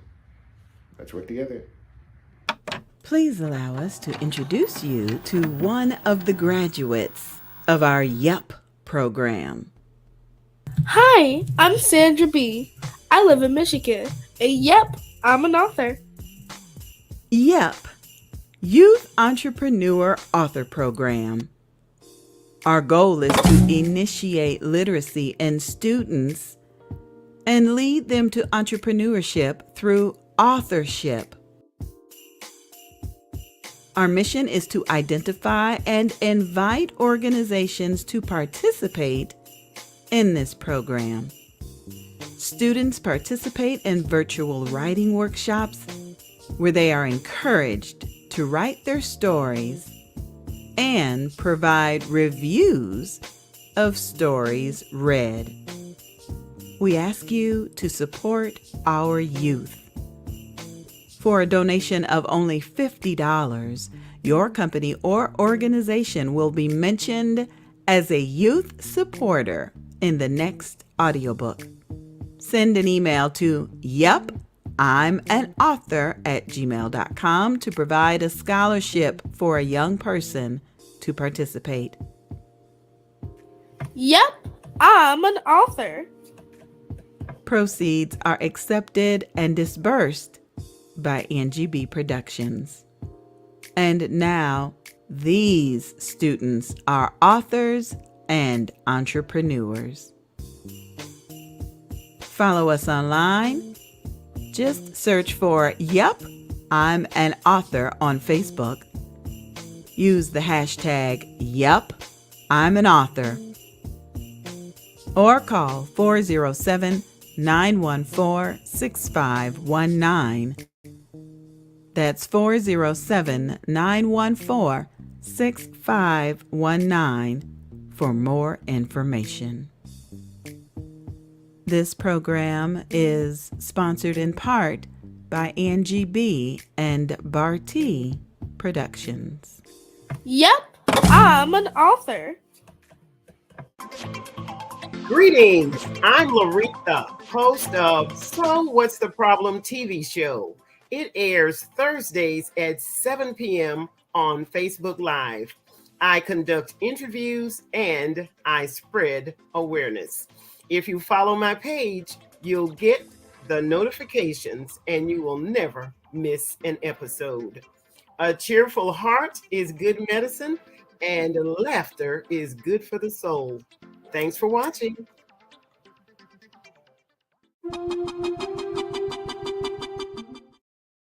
Save the date, September 14th through 17th, 2023, for the 7th annual Bold, Beautiful, and Bald Weekend Retreat for Alopecia Awareness. Our travel partner this year is Stephanie Fowler. Call her for your arrangements at 470-331-1788. The 7th annual Bold, Beautiful, and Bald Weekend Retreat for Alopecia Awareness. Our theme this year is completion, keeping our faith over the struggle. Log on to boldbeautifulandbald.com for more information. Bold, beautiful, and bald. Attention, please. You are cordially invited to attend a virtual book fair event.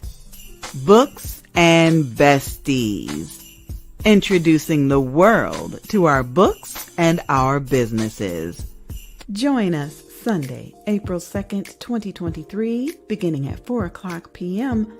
Eastern Standard Time, and meet the visionaries and co-authors of the newest anthology, Worthy Women.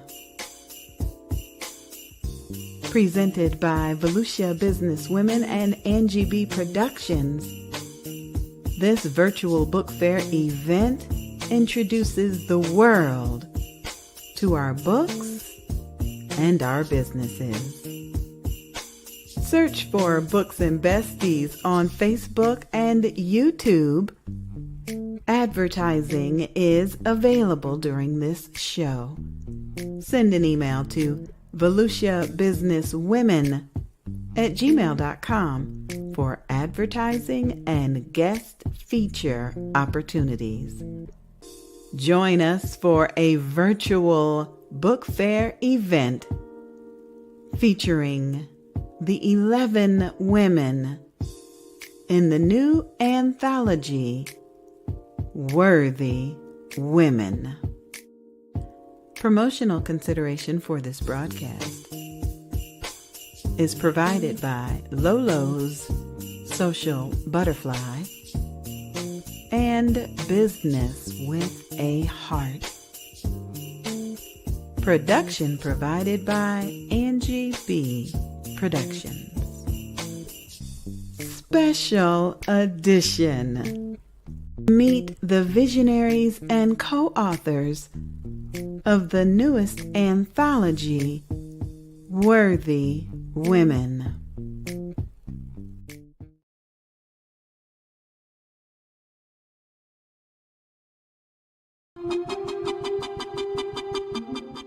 Okay. Yes, I brought over, so it's the 75th anniversary. So that's what we're celebrating here in the UK. So all over the UK is going to be this celebration. Okay, so. What year? When is that going to happen, David? That's going to be on the 22nd of June. Oh, this summer. Okay. Yeah, of this year. So we're doing a presentation on it.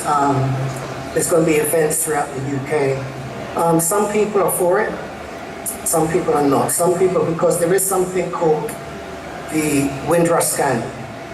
And the Windrush Scandal is that these people that came over from the Caribbean in 1948, about 4 years ago, some of them were deported, some of them had their passports, confiscated. They couldn't get a job. They couldn't use the health service. They couldn't get a driving license, etc. And they lost their jobs. And it was really because their boarding passes and their documentation was taken away at the time. So this is what we call the Windrush Scandal. And because it was so horrific for these individuals, some people feel that it's not right to be celebrating this. We were kind of like on that as well, but we do feel that people need to know the story. They need to know the story of what happened to this generation, first generation of people from the Caribbean, what happened to them and why their story needs to be told. So we're going to be doing presentations on this generation. This generation, obviously, it was in 1948. A lot of them have died now. But there is a legacy there, and there was people who came as children, and they're in their late 60s, 70s. So they want their story to be told as well. So Windrush evokes many different emotions here in the UK. So tell us when your book festival is. Okay, well, our book festival is going to be the 30th of September of this year. And normally, we first was going to have it live at London University, Goldsmiths College. But then as you were aware, the pandemic happened, and so we've had to have it 3 years running as an online event. But this year it's going to be back at London University. And the reason for us organising it is simply really so that we can showcase black artists. Many the so-called mainstream publishers, they publish a few. It tends to be very kind of short promotions. But the only people who are going to really promote Black British literature is going to be our community. So we've got to put the infrastructure in place. And that infrastructure is really, you need book festivals, you need literary agents, you need distribution companies, you need booksellers, you need book clubs, etc., etc. We really don't have that in place here in Oak Park, Michigan. I like to read, I like to help people, and I like to do art and stuff like that. I'm 10 years old, and I am in 5th grade. I heard your audible behind you. Thank you so much. Thank you, Mom. So we are ready to hear this book from you. The Big Road Trip by Whitney M. White.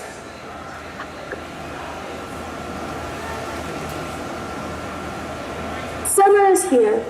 I just finished 2nd grade. Now I get to go to Big Daddy's house. Big Daddy is my grandpa. I wish I could see him all the time, but he lives hundreds of miles away.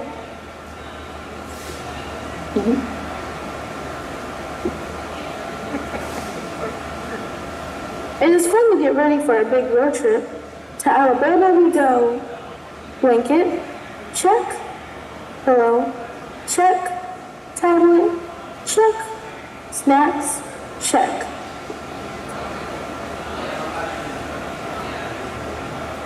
Oh, I love her suitcase. Of course, I cannot take this trip by myself. My whole family makes the trip too. We all drive down the road together. Seatbelt, check. Time to go.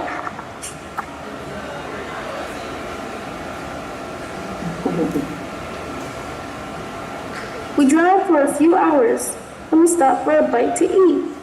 We all sit at one big table. We laugh so much that we lose track of time.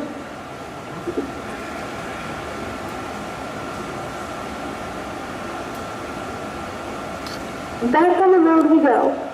As the miles fly by, I feel a little sleepy. My brother falls asleep beside me.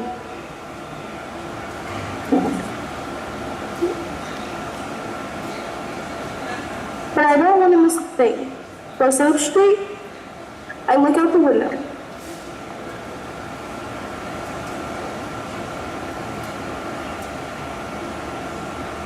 We drive past pretty farms. There are so many horses and cows. Mommy smiles at me. She says, I spy with my little eye something red. I laugh and point out the window. I spy a red tractor with my little eye.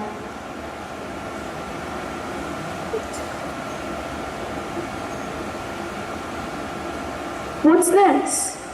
I think it's time to color. Sometimes the car bounces and turns. That makes it hard to stay in the lines. I'm gonna give coloring a try anyway.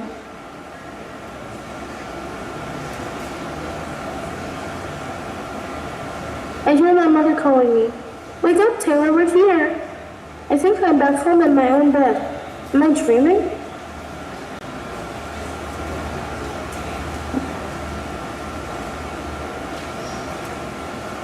I open my eyes. It is dark outside now. I blink at the lights shining on the porch. The next person I see is my Big Daddy.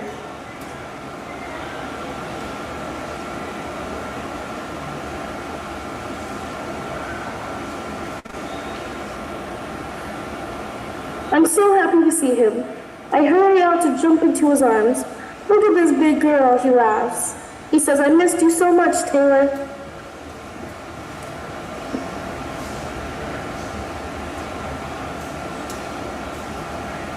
Our whole family stays at Big Daddy's house. We make new memories that will last a long time. I never want to leave. But I do have to start 3rd grade soon. The big road trip is my favorite part of summer. The end. Yay! And it also comes with a coloring book. Oh, nice. Sandra, that was spot on. Thank you so much for participating in National Read Aloud Month. And I'm sorry you couldn't be with us this year, but next year we hopefully will see you here and you can read out loud on the stage. So thank you, Mom, for letting her be on. My pleasure. Yeah. Good to see you, Donna. Thank you for inviting us. Thank you. Take care. Thank you, sweetie. Have a nice evening. Good night. All right. Bye-bye. Aretha Simon, and I'm an author and an entrepreneur. And as many of you know, I have been doing the red carpet interviews for Angie B, who wasn't able to be with us today. So it has been such a pleasure to not only do the interviews for Donna Gray Banks, but to attend another very successful Fresh Book Festival. And so I have 3 other authors, and they're going to read some of the excerpt from their books. And first up we have William Davis, who we all know as a poet. So I'm turning it over to you, Will. That sounds great. I really appreciate you all's time. I am going to stand up, if you don't mind, because that's what I do as a spoken word artist. I have 3 books available as an author, and I came a long way for this. I came from Grand Rapids, Michigan, and the poems that I'm going to be sharing today, I'll share 2 poems with you all. They are also available in my book that I have available for sale called Broken Perception. So just to make sure everybody's paying attention, if you're ready for the poem, say yeah. If you're ready for the poem, say yeah. I said, is it even possible?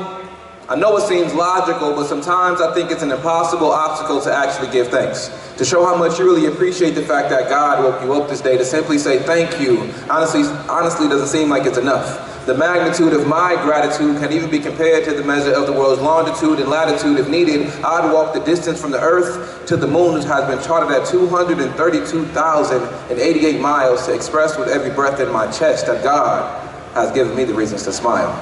That he has given me the opportunity to be here now, so I stand proud. The simple 2-word sentence of thanking you in conjunction honestly seems so redundant considering his ability to wake up everyone in the world and he still remembers me. While giving me the eyes to see and the ability to reach inside of me and bring forth these ways that he gave me, he just keeps giving while I'm taking, and he's giving, and it seems that all he ever wants me to say, all God ever really wants us to say is just thank you. Thank you. Thank you. I got one more poem I'm gonna share for you guys real quick. This is one of my favorite poems. I really love it. It really takes a lot to be a black author. We used to get murdered for reading and scrutinized and put in harsh conditions and cages and all type of vile things just for reading words. And one thing that I really do appreciate is my strong, black, beautiful grandma. If you've had a strong, beautiful black grandma help you out in life, clap those hands. I know for a fact that my grandmother has helped me out a lot in my life, so this poem I wrote for my grandmother. If you're ready for the next poem, say yeah. Yeah. I said my grandmother has told me before that Band-Aids, they don't work for us black people. She said that the severity of our scars are too deep. Wounds of unpaid wages and permanent scrapes from past cracked lips make our skin heal faster, so she never bought Band-Aids. Just rinse it off and put a little dirt on it is what she would say. I remember imagining that the mixture of water, dirt, and blood would act as a mask, covering up truth, forcing my ancestors, our ancestors, to wear lies and layers of how we were viewed. I can remember imagining that person, but I can never imagine that pain. That expression of strength, the face of adversity, sorrow like a soldier watching his best friend die. A piece in him dies, but he lives, himself hit by flying whip, but he stands and just puts a little dirt on it. I really couldn't imagine. Imagine being forced to that mentality, myself being a man who's quick to put Band-Aid on me over glimpses of blood. It makes me question my strength. And have I ever seen strength? Maybe my eyes only seen not what it takes to just rinse off and cover up and mask and act as wounds don't exist, hidden in plain sight like the worries of the day that people quite often just throw a little dirt on and just rinse away. You see, my grandmother tells me. She tells me my generation, this plain sight wound of self-abuse and hatred and lack of patience, that we're a damn shame. We just rely on Band-Aids is what she says. Our accountability null and void, and we so quick to scream that we hurt. If we only knew, my grandmother says, if we only knew that we heal faster, and that those Band-Aids, they don't stick to our black skin. The adhesive is not built for our skin, so when I call her about my worries and my pains and my wounds, my grandmother tells me to hold my head high, fight through the pain and just put a little damn dirt on it, William, and I promise you, it'll go away. Thank you. Thank you, Will. That was to the UK. So this year is the 70th. Recording in progress. Go ahead, David. Okay, sorry. That was me. Okay, sorry. Okay. I think, 1 second. I hit record. Go ahead. Oh, okay. Yes, I brought over, so it's the 75th anniversary. So that's what we're celebrating here in the UK. So all over the UK is going to be this celebration. Okay, sorry. What year? When is that going to happen, David? That's going to be on the 22nd of June. Oh, this summer. Okay. Yeah, of this year. So we're doing a presentation on it. There's going to be events throughout the UK. Some people are for it, some people are not. Some people, because there is something called the Windrush scandal. And the Windrush scandal is that these people that came over from the Caribbean in 1948, they, about 4 years ago, some of them were deported, some of them had their passports, confiscated. They couldn't get a job. They couldn't use the health service. They couldn't get a driving license, etc. And they lost their jobs. And it was really because their boarding passes and their documentation was taken away at the time. So this is what we call the Windrush scandal. And because it was so horrific for these individuals, some people feel that it's not right to be celebrating this. We were kind of like on that as well, but we do feel that people need to know the story. They need to know the story of what happened to this generation, first generation of people from the Caribbean, what happened to them and why their story needs to be told. So we're going to be doing presentations on this generation. This generation, obviously, it was in 1948. Lots of them have died now. But there is a legacy there, and there was people who came as children, and they're in their late 60s, 70s. So they want their story to be told as well. So Windrush evokes many different emotions here in the UK. So tell us when your book festival is. Okay, well, our book festival is going to be the 30th of September of this year. And normally, we first was going to have it live at London University, Goldsmiths College. But then as you were aware, the pandemic happened, and so we've had to have it 3 years running as an online event. But this year it's going to be back at London University. And the reason for us organising it is simply really so that we can showcase black artists. Many so-called mainstream publishers, they publish a few. It tends to be very kind of short promotions. But the only people who are going to really promote Black British literature is going to be our community. So we've got to put the infrastructure in place. And that infrastructure is really, you need book festivals, you need literary agents, you need distribution companies, you need booksellers, you need book clubs, etc., etc. We really don't have that in place here in the UK. In Oak Park, Michigan, I like to read, I like to help people, and I like to do art and stuff like that. I'm 10 years old, and I am in 5th grade. I heard your audible behind you. Thank you so much. Thank you, Mom. So we are ready to hear this book from you. The Big Road Trip by Whitney M. White.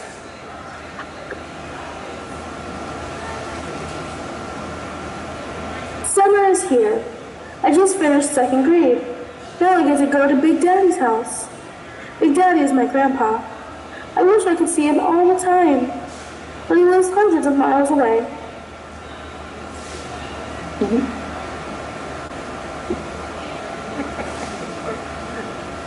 It is fun to get ready for a big road trip. To Alabama we go. Blanket, check. Pillow, check. Tablet, check. Snacks, check.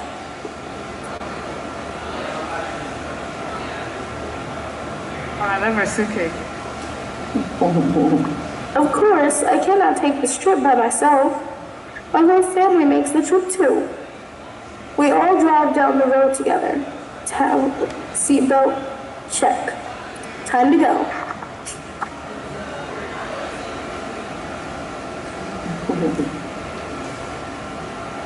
We drive for a few hours, and we stop for a bite to eat. We all sit at one big table. We laugh so much that we lose track of time.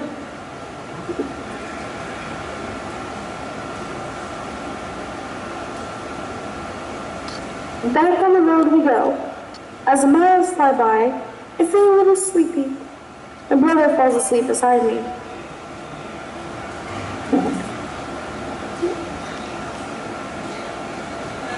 But I don't want to miss a thing. So I sit up straight. I look out the window.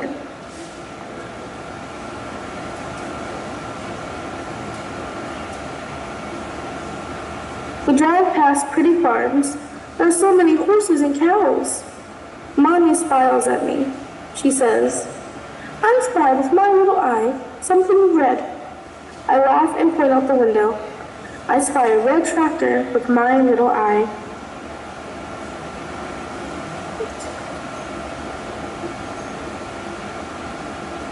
What's next? I think it's time to color. Sometimes the car bounces and turns. That makes it hard to stay in the lines. I'm gonna give coloring a try anyway.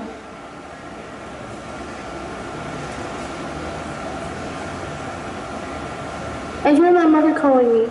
Wake up, Taylor, we're here. I think I'm back home in my own bed. Am I dreaming?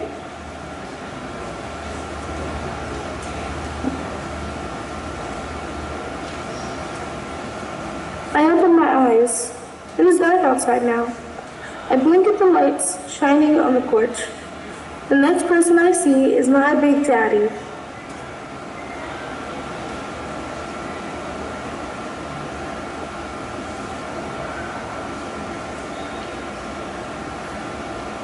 I'm so happy to see him. I hurry out to jump into his arms. Look at this big girl, he laughs. He says, I missed you so much, Taylor.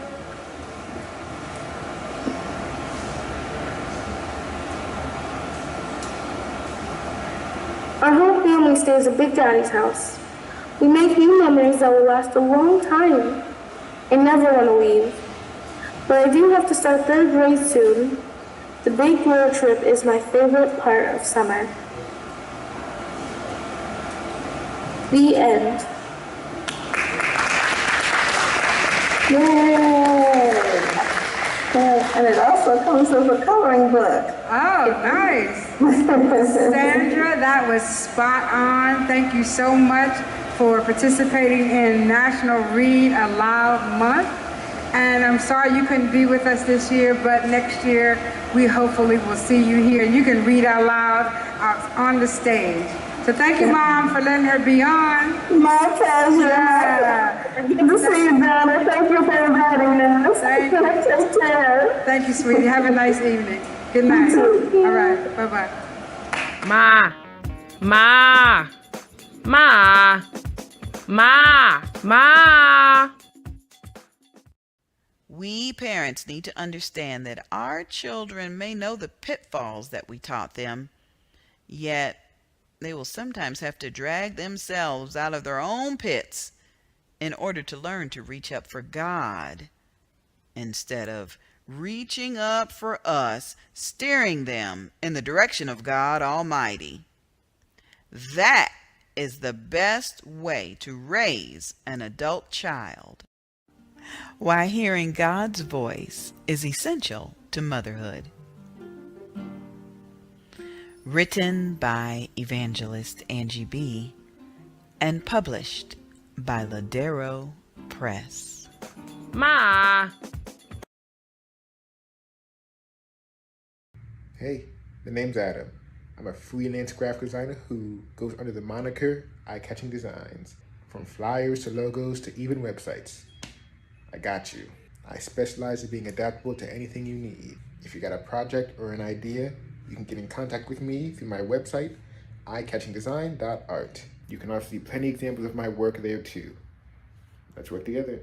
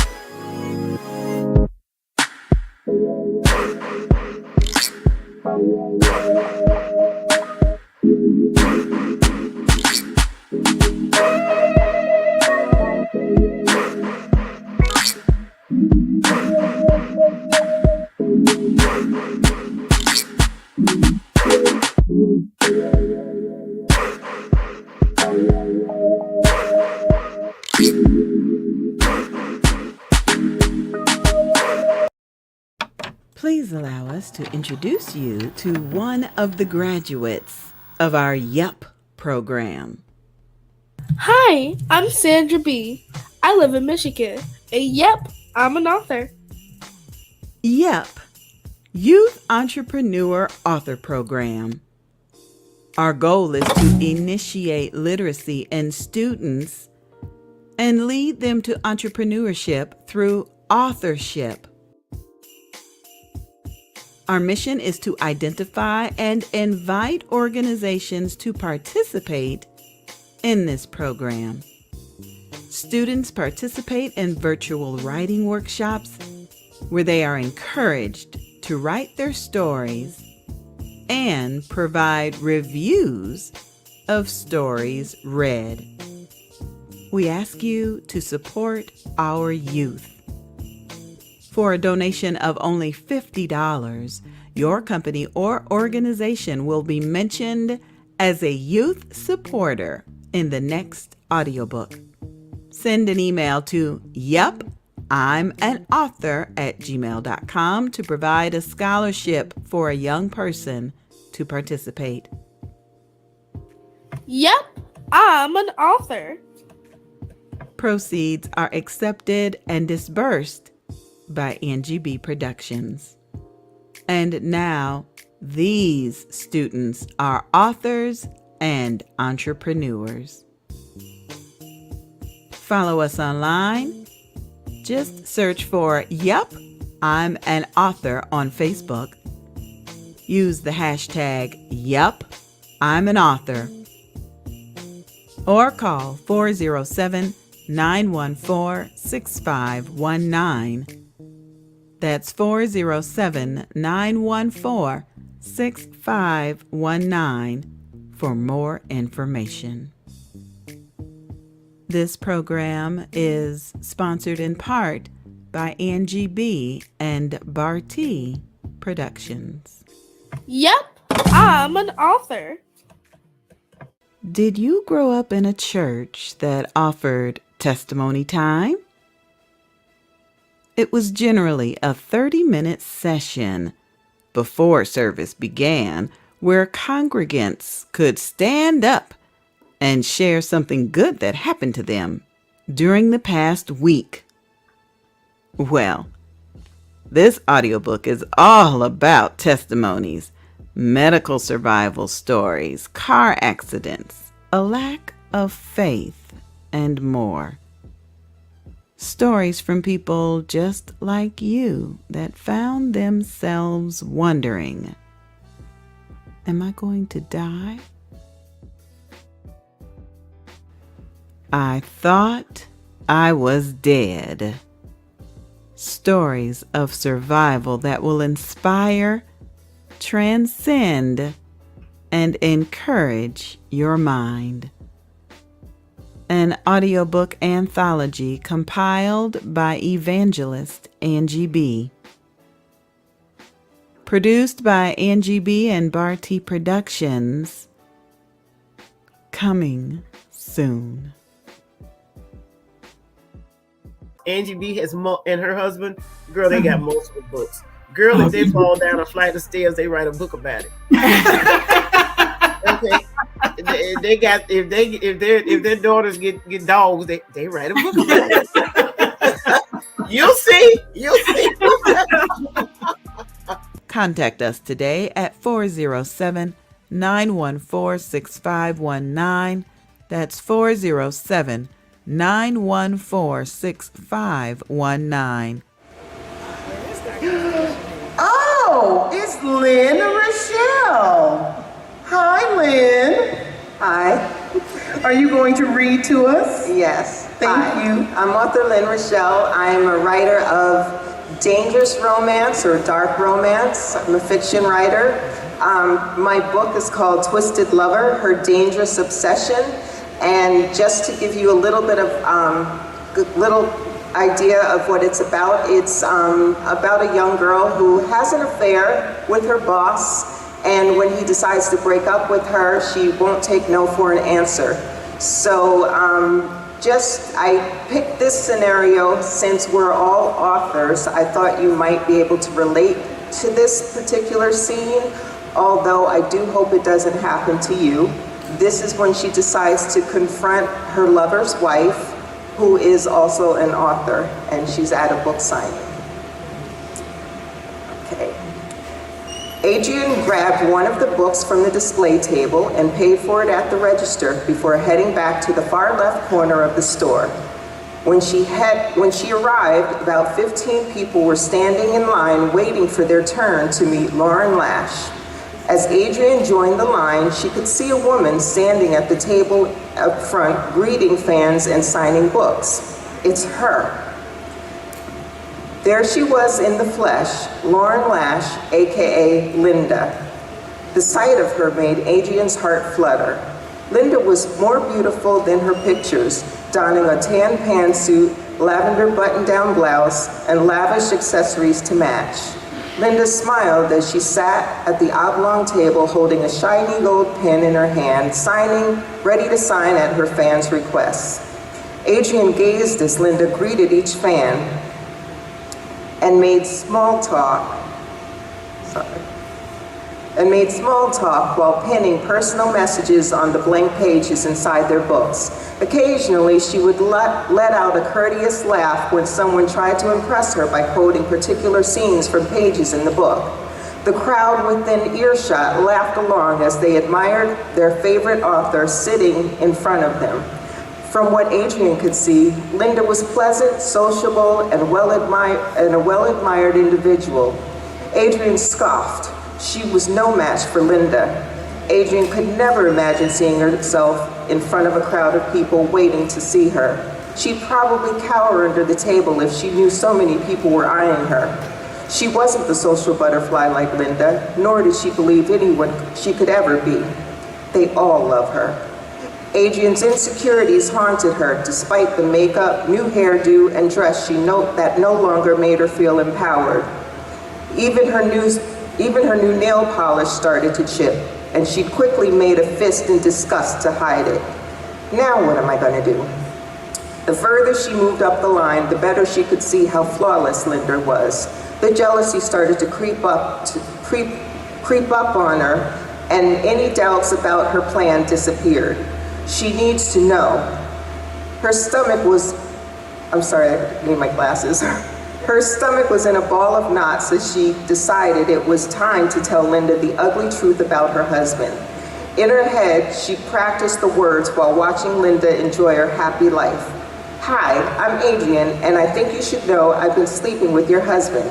Hi, I'm Adrian, and I think you should know I'm sleeping with your husband. Hi, I'm Adrian, and I think you should know I'm sleeping with your husband. Hi, I'm... Next, please, said a woman standing next to Linda's table. Adrian assumed the woman was Linda's assistant. She stood over Linda while controlling the line and took photos of fans who graciously posed holding their newly purchased books with their favorite author standing by their side. Adrian walked to the front of the table and stood directly in front of Linda and nervously handed her her book. There she was, face to face with her lover's wife. Hello, Adrian whispered. She put on a bashful grin and stared in awe at the beautiful woman sitting in front of her. So this is Linda. Linda took the book and greeted her with a radiant smile. Hello, is this book for you? Asked Linda. Adrian gently shook her head yes. Still, she could not take her eyes off Linda. Okay, what is your name? Linda asked, holding the gold pen in hand, preparing to write. Adrian, A-D-R-I-E-N-N-E, Adrian replied. Her voice softened even more as she cited the last three letters of her name.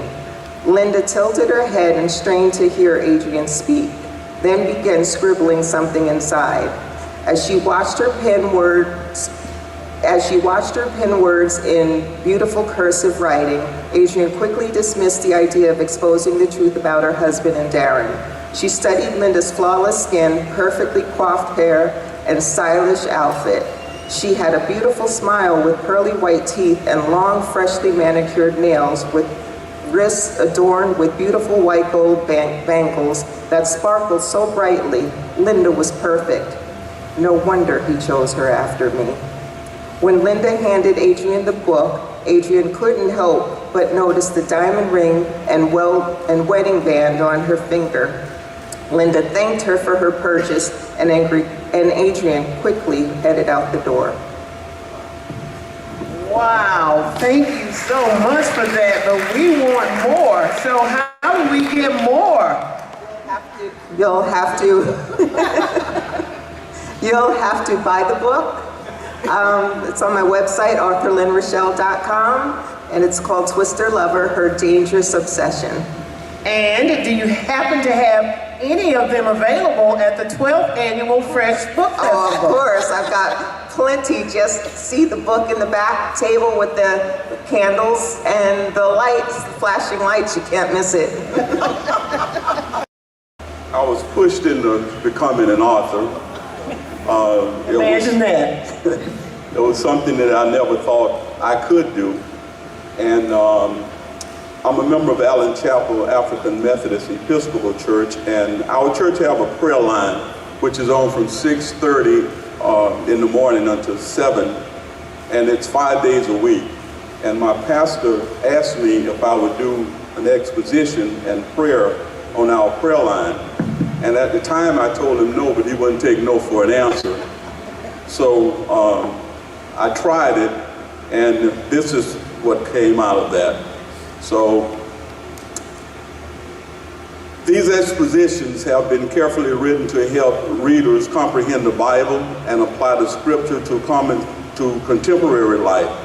All of these lessons, some which include prayers, are faithful to biblical texts and centered on the gospel of Jesus Christ. And I'll read the first one that I have in here. And the title is Pray According to His Will. And the scripture I use is 1 John chapter 5, verse 14 and verse 15 from the New King James Version of the Bible. And it says, "Now this is the confidence that we have in him, that if we ask anything according to his will, he hears us. And if we know that he hears us, whatever we ask, we know that we will have the petition that we have asked of him." In this scripture, John begins to offer some concluding remarks and applications of the teaching of his first epistle, having told us how we might find assurance of salvation. The Apostle Paul gives us a few final exhortations before he lays his pen down. In verse 14, returns to the subject of having confidence before God that John spoke of in chapter 3, verse 21, which says, "Beloved, if our heart does not condemn us, we have confidence toward God." We saw then that when we are assured of our salvation, we gain confidence before God, confidence that make us obey his will and thus receive from him what we request. True assurance produces obedience, and obedience results in us seeing answered prayers and according to God's will. If you read 1 John chapter 3, verse 21, you will be careful to note that our obedience is not necessarily the cause of God's affirmative responses to prayer when we pray according to his will. Therefore, obedience is linked to such answered prayers, in that those who obey God knows his will and therefore pray in line with his will. It is in 1 John chapter 5, verse 14 that tells us explicitly, God hears us. God answers our prayers in the affirmative when we pray according to his will. In verse 15, also tell us that if we know that God hears us, then we know that he will give us the confidence and ask of anything, for it is in accordance to God's will, and his will shall be done. In one sense, that can go without saying, since the Bible uniformly asserts that God's will is always done. For example, in Job chapter 42, verse 2, it reads, "I know that you can do everything, and that no purpose of yours can be withheld from you. Why then do we pray? First, we pray because we're commanded to do so." Matthew chapter 6,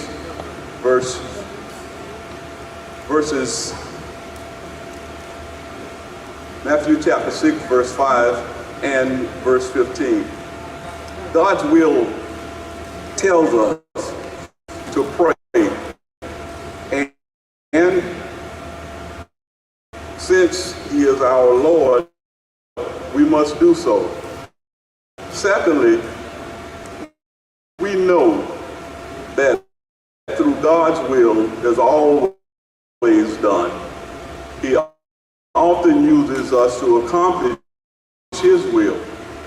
God ordains our prayers and uses them as a powerful means to bring about the ends of he has also decreed. We know that we do not know that what God has ordained, but we do know he uses our prayers to bring about his ends. As we pray according to his will, he uses us as tools to execute his purpose. God's will is always accomplished, and we must remember that our prayers are meaningfully used by God to bring about his purpose. God has decided to use us to accomplish his ordained ends, and this privilege should move us to seek his will so we might pray properly and effectively. Spend some time in prayer today, asking God to help you to understand and pray his will at all times. Prayer is not optional for God's children. It is essential. If you do not pray, you are not living by faith in God.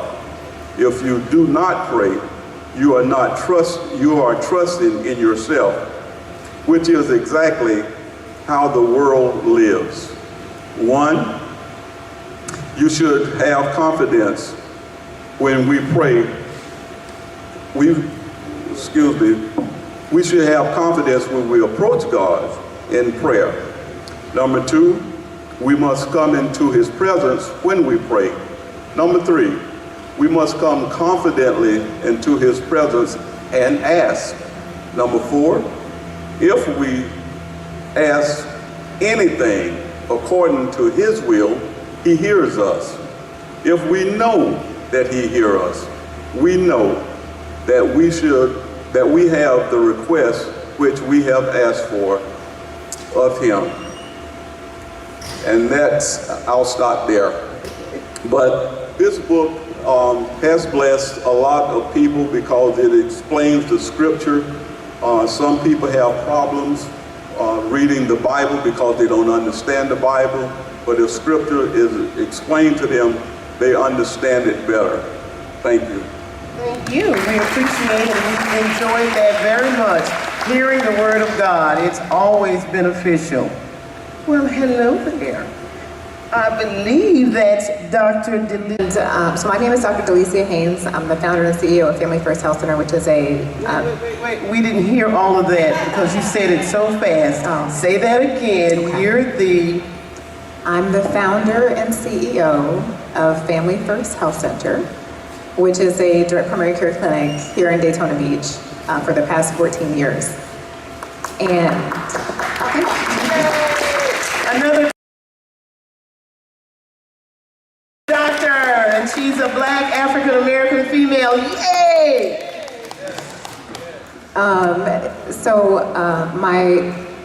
Like a lot of us, a lot of what I've written has come from pain. And back in 2017, I lost my best friend to suicide. And I had never shared with him my history because I also am a suicide survivor. So the first book that I wrote was actually on that. That same year, I was in a car accident and I had a traumatic brain injury and needed to overcome that, and went through an episode where I couldn't trust my own thoughts. I was having difficulty with concentration, and I'm trying to run my own practice. And my mom called me one day and she let me know that she had been diagnosed with cancer and she was going to be going for surgery, but don't worry, don't come up, it's going to be fine. And I kept telling myself, I'm going to talk to her doctor before she goes for surgery. And the days kept happening, and I would take care of my patients, and I would look at the clock, and it was too late to call her doctor. And the day came that she came for her surgery, and I was going to be going up the next day. And I called my dad, and I expected him to say, like, oh, everything went fine. And I called my dad, and he said they couldn't take it out because it was attached to other structures. And my heart sank. So I flew up, and I kissed my mama, and I took the medical team out into the hallway. My mom is a Christian woman, very humble, never told anybody that her daughter's a doctor. And I asked them, where's the pathology? Like, I want scans, and they said, we don't have that. And if looks could kill, I would have burned them all on the spot. They took my mother to surgery without ever doing an imaging study. And when they opened her up is when they found out that she had stage 4 uterine carcinosarcoma. And for the next 2 months, I didn't sleep because I felt I had failed my mother. I felt I had failed my most important patient. And I recognize that while I love being a physician and taking care of people, and there's a type of person that I want to be, and then there's the people that I don't want to leave behind. And how do I bring that all together? How do I get all the things done that I need to get done on a daily basis? How do I maintain the inspiration? How do I make sure that I'm sharing my story with the people that need to hear it? But most importantly, making sure that I'm not leaving the people behind that I love. And I did a lot of coaching, I did a lot of personal development, and what I found was that I needed to really be very intentional about how I spent my days. And I actually went on a mission looking for a planner, and like most of us, when you can't find something, you create it. And so that's how the Daybreakers Planner was created. It looks like a Bible. It's not. I know, I get credit, but I have to tell people. It does look like a Bible. But it's really all about starting your day off with intention, with that morning mindset, with some silence, some affirmations, some visualizations, some exercise, reading, scribing, the SABRES acronym, the things that you have to get done, but more importantly, your priorities, because I was always getting distracted by my to-do list and not getting my priorities done. The people that you want to follow up with, and at the end of the day, the celebration, because I never celebrated myself, and I didn't celebrate other people. And then the 24-hour section where you just take count of how you spent your day, whether it was on social media or whatever you did, you just have to take count, making sure you're sleeping 8 hours a day or trying to. So that's really where it came from. So I won't read an excerpt. It's full of quotations and scriptures and affirmations, but really it's all about taking all the things that I had learned and how do I pull them into, how do I make this a daily practice and get the things done I need to get done, but not leave anybody behind in the process. Thank you so much for that. So I do have to ask about your mother. I do have to ask, do I need to come closer? You're okay? No, I was silenced, but that's fine. So on December 28, 2018, I climbed into bed with my mom as she took her last breath. And we celebrated her homegoing, and it was basically like a Haynes family talent show. Some of us sang, I did, it just really was a celebration of her life and her legacy. And now I'm taking care of you. I'm just making sure my daddy is, he's single now, so it's, I gotta keep him straight. But just making sure that we're, keeping our family, together. But so my mama is, she got the best seat in the house. Yes. And we just try to make her proud every day. Well, we thank you so much for sharing that. Let me give you a hug, because losing your mother is not.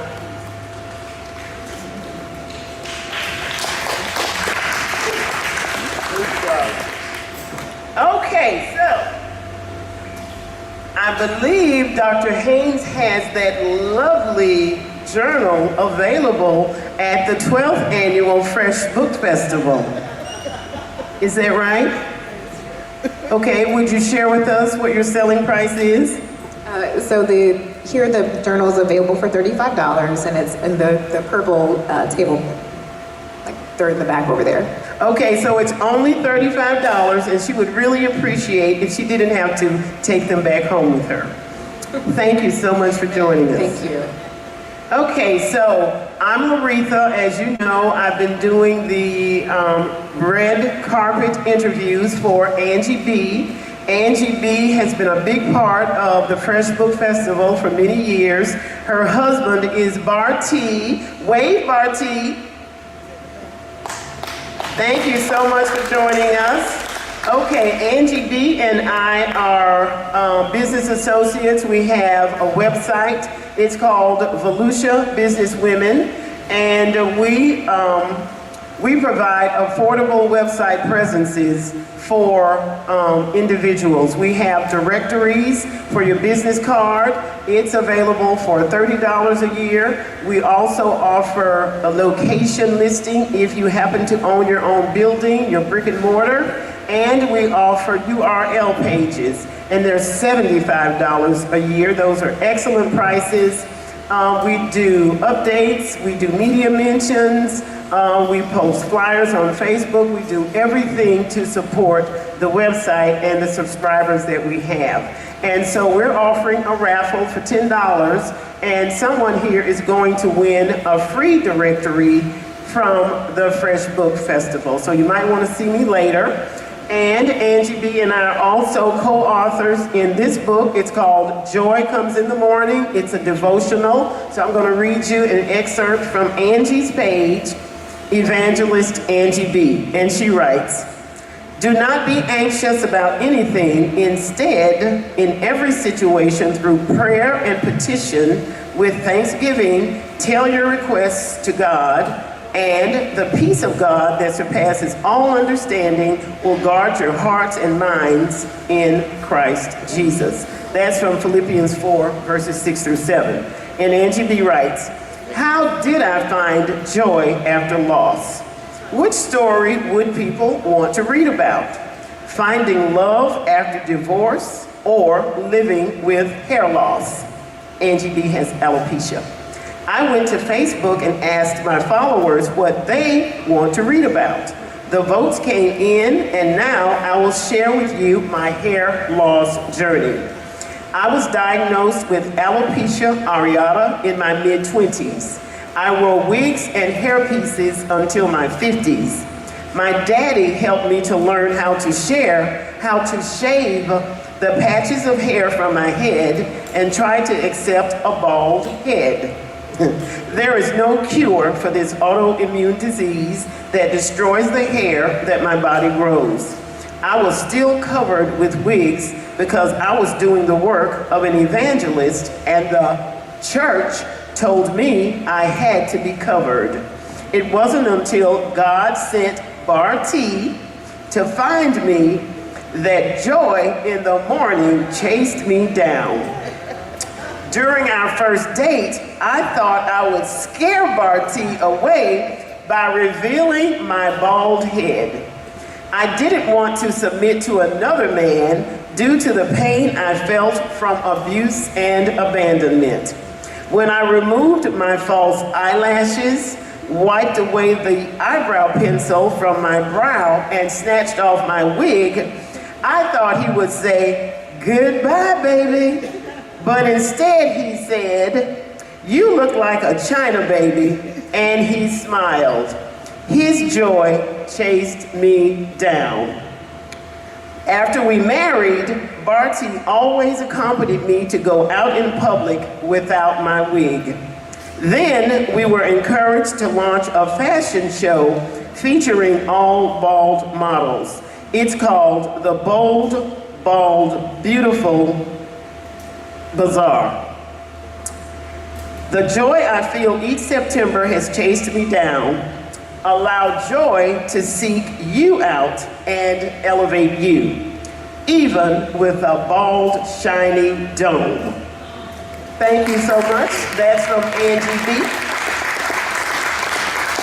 And I'll just read you a portion of an excerpt from my book. I was named after my father's sister. Her name was Laretha. And my brother was named after my father. His name was, of course, Richard Quarterman. So my brother's name is Richard. And I was blessed to be the caregiver for Dr. Rebecca Walker Steele, who was the concert chorale director, retired for many years from Bethune, her beloved Bethune-Cookman University. So, Laretha Q. Osby King is my beloved aunt and namesake.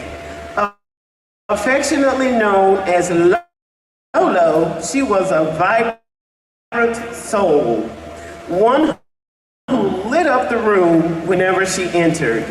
She had an inherent love of music and taught it for 43 years. Aunt Loretha was a preacher's kid and a student of James Cleveland, the King of Gospel. She valued literacy, enjoyed traveling, and had a fondness for bridge. Yellow roses gave her so much joy. For my brother, I wrote, Richard as Quarterman III was my only brother, and he too was his father's namesake. He grew up to become a fine fellow who protected his 4 sisters. We often wondered whether we would ever have a date. My brother was very talented. His God-given gift was athleticism as he grew to be 6 feet 8 inches tall. He earned a full college scholarship. Richard's passion was, of course, basketball. He was a gentle giant who gave us joy. He loved the Lord and I loved him. I'm sorry. I am my brother's keeper.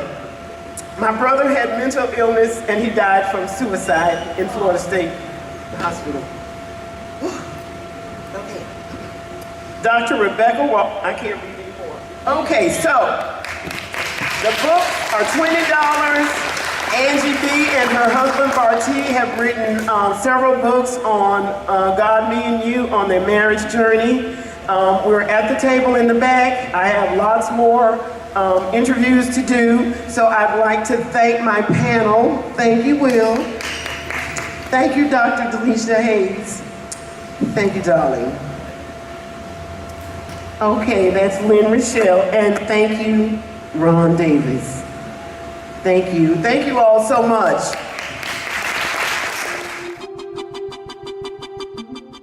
Save the date, September 14th through 17th, 2023, for the 7th annual Bold, Beautiful, and Bald Weekend Retreat for Alopecia Awareness.